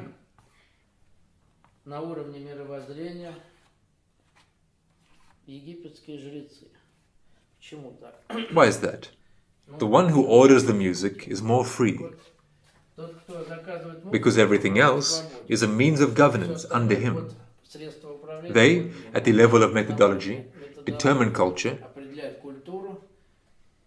conceal other ways of orientation in society without their help, on their own.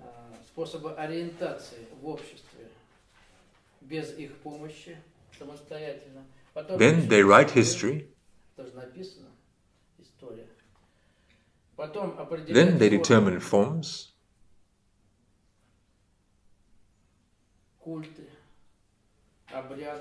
Cults, rituals, and so forth. This is where the economy comes from. What to drink, what to eat.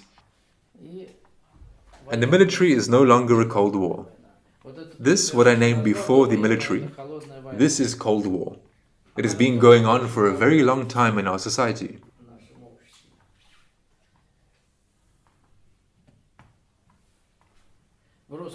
In Russian language, the concept svoboda is very interestingly revealed according to the root.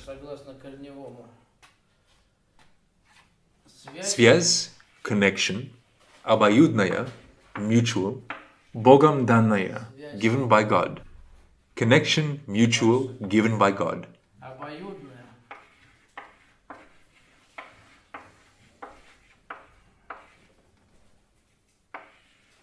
Богом данное.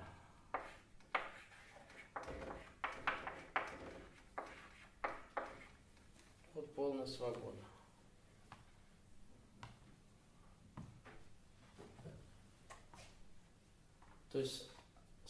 Complete svoboda.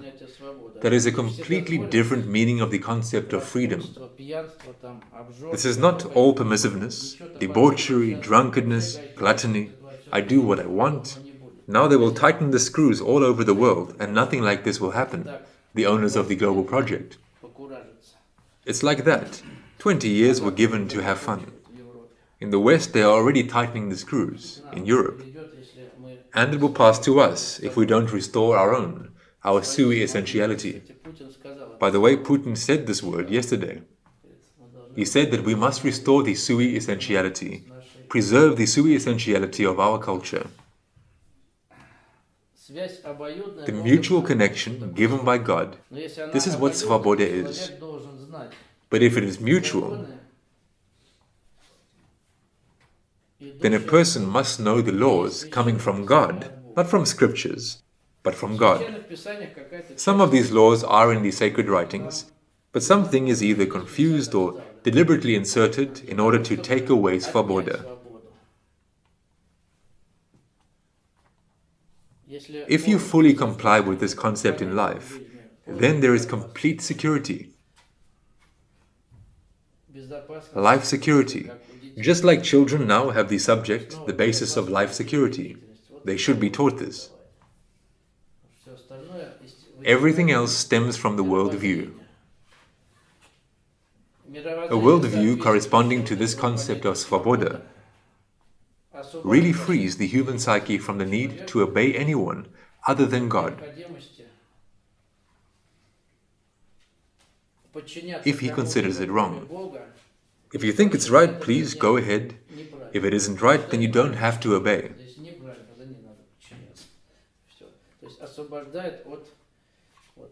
That is, svoboda frees from this oppression. Well, the main thing, of course, if this is not observed, then it turns out that a person delegates to someone in society the right to own oppression at the level of any of the priorities. Basically, all of them are active. The sixth one is very rarely resorted to in this regard, because the sixth priority was abandoned when the slaves were in shackles and worked under the supervision of slave owners. They began to turn away from this already during the 16th, 18th dynasty, this is Egypt. The middle of the second millennium BCE, slave uprisings began there, and they realized that they couldn't do it like this. They needed something else. Well, the main religious systems, except for Islam and Christianity, they were taking shape in the middle of the first millennium BCE, somewhere around 500, 300. These are the times of Persian civilization, the beginning of Rome and Alexander the Great. Civilization, all this has already taken shape there. The Old Testament was translated into Greek in the 3rd century in order to expand it all to a level so that everyone could come into contact with it. But mostly it was done for the Jews. This is also a separate theme. Things are serious, but they need to be felt through, because these are just words. And what is a connection? We will also go through these things briefly, of course, with what there can be a connection and so on. Then it's no longer atheism. Because if a person simply believes in God and does nothing to understand his laws, then this is atheism. And those laws that are written in these scriptures do not stand up to criticism in many places, if we take this seriously. Therefore, there was a ban on the study of sacred scriptures. It now remains, also in Islam. It is also in Christianity. The Catholic prohibition is more stringent. Previously, they were punished, simply killed, if someone snuck in there and someone said that there was no correspondence at all. So here, this is all in general and as a whole. All this in principle, except for the being of God, perversions in the scriptures, all sorts of historical juggling, all this is proved.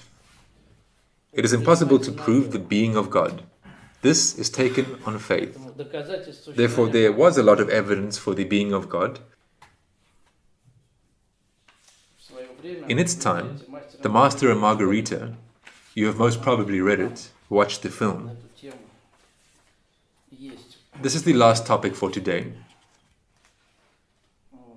What does Bulgakov say? The Master and Margarita, this is serious stuff. What is the Master and Margarita in general? So, for example, here is the Old Testament. There are prophecies about the coming of Christ. I'm saying all this unfoundedly, but later on, maybe more specifically. There was King Solomon, somewhere 1,000 years before the New Era. Movies have been made about Solomon. His treasures are being hunted.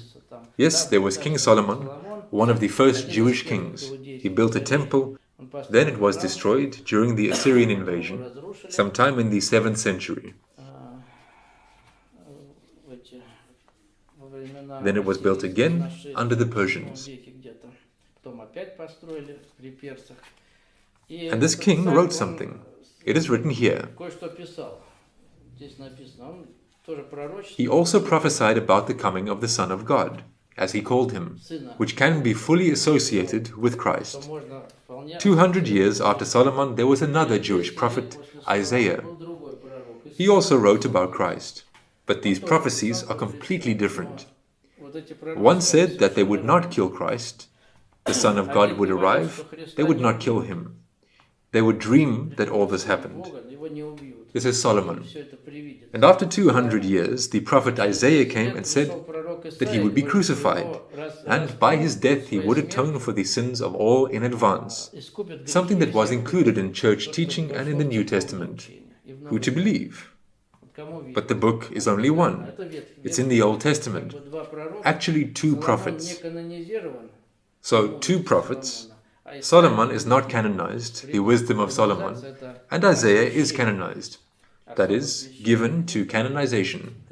That is, especially sacred books, they are canonized by the church or here by the Jewish hierarchy in the given case. Then the Quran. This is the 7th century CE, 1.5 thousand years later. Here it is said that there was no crucifixion in the Quran. It all seemed to them to have happened. The same thing that Solomon said. But the whole Christian church faith is based on there having been a crucifixion. Jesus atoned for the sins of all, went voluntarily to Golgotha, surrendered himself, and God did nothing about it. The most previous person, God did not protect him, nothing. And Solomon says that he will not. And Muhammad says that he was not. God took him to himself and protected him. Who to believe?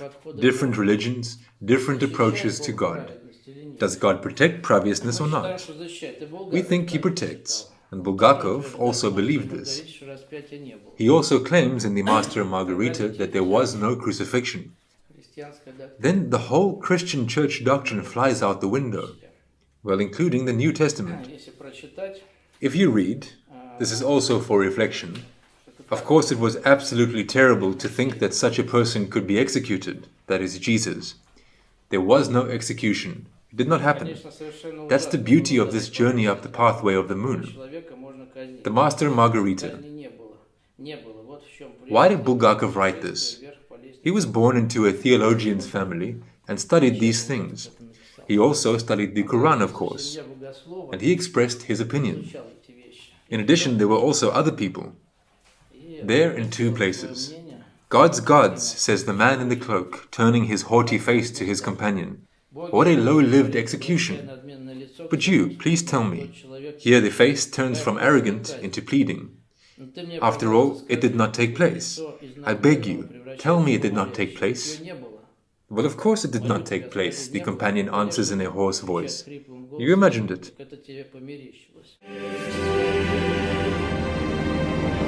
О, боги, боги, какая пошлая казнь. Но ты мне, пожалуйста, скажи, ведь ее не было. Молю тебя, скажи. Не было.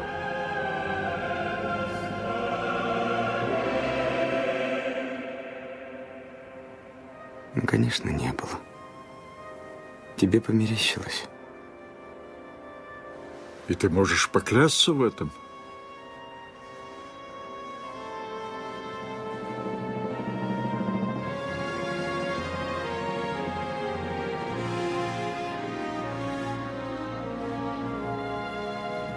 Клянусь. Больше мне ничего не нужно.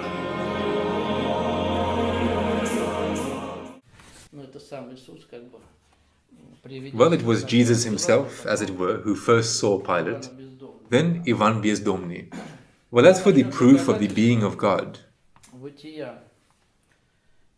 there is also in the Master and Margarita.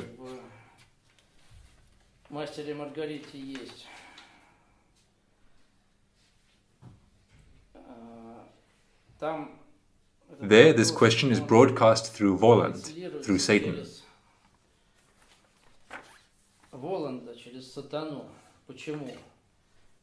Why? If you remember, the plot is that, as it were, there is no God there. There is Jesus, about whom Bulgakov also related through the novel,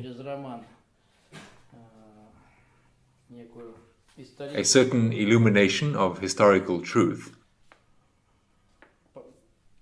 There, in Bulgakov, a completely different story of Jesus Christ is given than in the New Testament.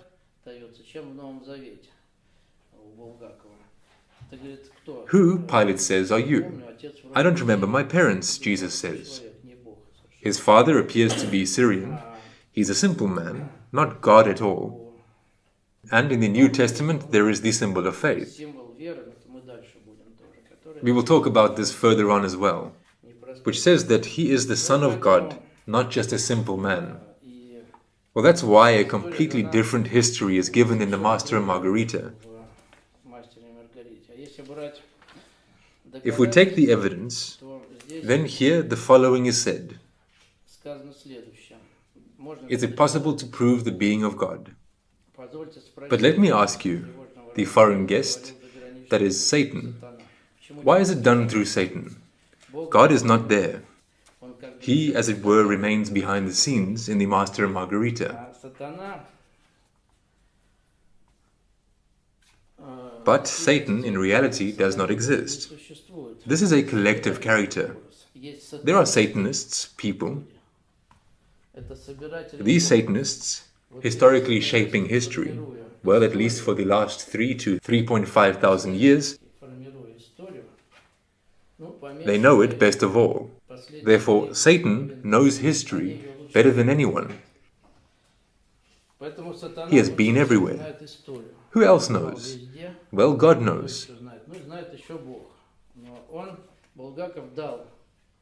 Bulgakov gives his understanding of God through Satanism, where it is said throughout the novel, before doing something with someone, Satan comes and asks if this person will allow. He asks Berlioz, "Are you an atheist?" "Yes, we are atheists." "Well, then I will live in your apartment." Простите мою навязчивость, но я так понял, что вы, помимо всего прочего, еще и не верите в Бога. Клянусь, я никому не скажу. Да, мы не верим в Бога. И об этом можно говорить совершенно свободно.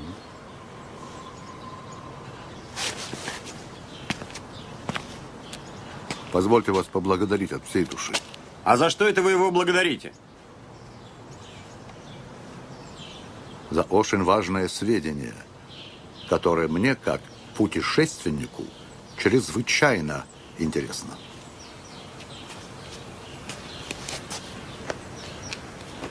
Как? А где вы будете жить? В вашей квартире. Нет, я, конечно, очень рад, но право, вам у меня будет неудобно. У меня сосед, товарищ Лиходеев. А в метрополе чудесные номера, это первоклассная гостиница. The being of God. Are there any proofs of the being of God? Но позвольте вас спросить, а как же быть с доказательствами бытия Божия? Коих, как известно, существует ровно 5. Science knows 5 of these proofs.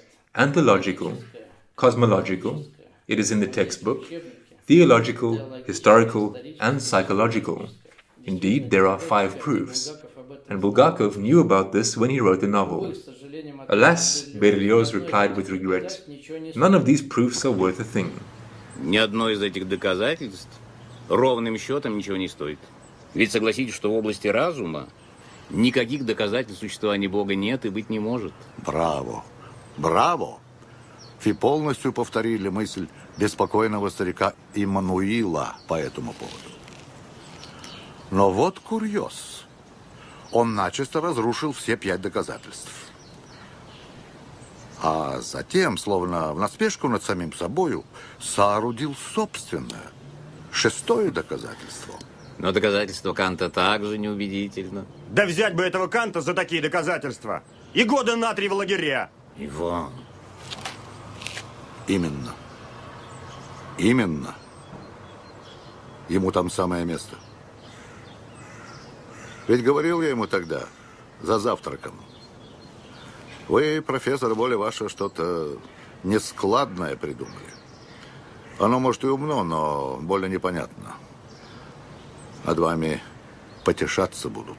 За завтраком Канту? Но отправить его в лагеря невозможно. По той причине, что он уже слишком 100 лет пребывает в местах значительно более отдаленных, чем самые дальние лагеря. И извлечь его оттуда никоим образом нельзя. А жаль. И мне жаль. Кант действительно... Kant really did say that the presence of religious components in the psyche of people must necessarily be caused by an external cause, which is God. But even Kant's proof, which is formally correct enough, Канта, оно формально достаточно правильно. Но если брать... if a person is a believer, he does not need proofs. And if a person does not believe, these proofs are useless to him. Не верит, бесполезно. Если верит, доказательства не нужны. Вот все. That is the whole point of the chin wagging that Bulgakov gave. If he doesn't believe, it's useless. If he believes, no proof is needed. But here he gave the 7th proof. There is a whole chapter in the same book, The Master and Margarita. It's called The 7th Proof. All 5 are there, Kant's 6th, and there is a whole chapter there, The 7th Proof. There nothing is said directly, but after Berlioz declares, we are atheists, we can talk about it quite freely now. This was forbidden before. Firstly, Satan took up to reside in his apartment, and after that, Berlioz immediately fell under the tram. That is, practically, with this chapter, the 7th proof, where Berlioz falls under the tram, having called himself an atheist, Bulgakov showed that atheism is deadly. Especially dangerous is to preach in society atheism of both kinds, both idealistic and materialistic. Especially at risk is the hierarchy who preaches it to people, with intent or without intent. At the time when Bulgakov wrote, the preachers were of materialistic atheism, and Berlioz was the head of the House of Writers, and it was them who were in charge of censorship. Now the hierarchs of the Orthodox Church in our country are trying to take charge of censorship. Already they propose all sorts of laws restricting freedom of speech.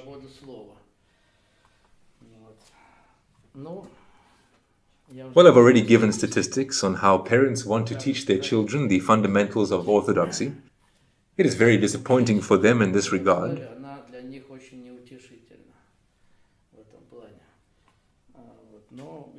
But I say, in order not to affect the feelings of believers, of course these questions are quite serious. But basically, only the younger generation correctly perceives them. But for those who have an already established worldview, I don't advise you to argue with your older relatives, parents, and others on these questions.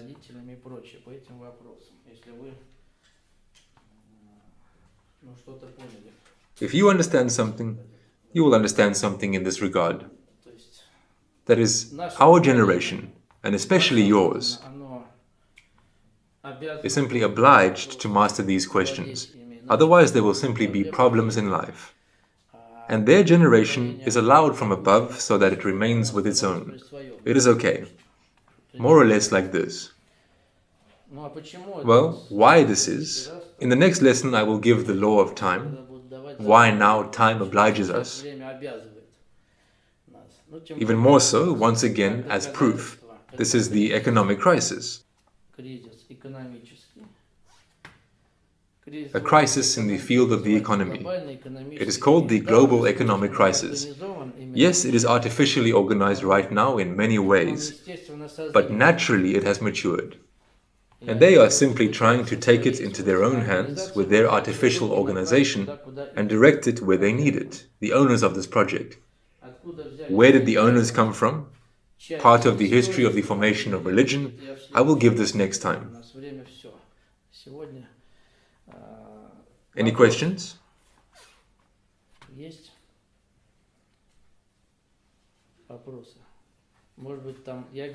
Like I say, I don't want to hurt any believer's feelings, but we need to think about this, at least by looking at how people from the hierarchy, the Moscow Patriarchate at least, who should show the standard of nraviousness, how they behave. And these are very numerous cases. Это очень многочисленные случаи.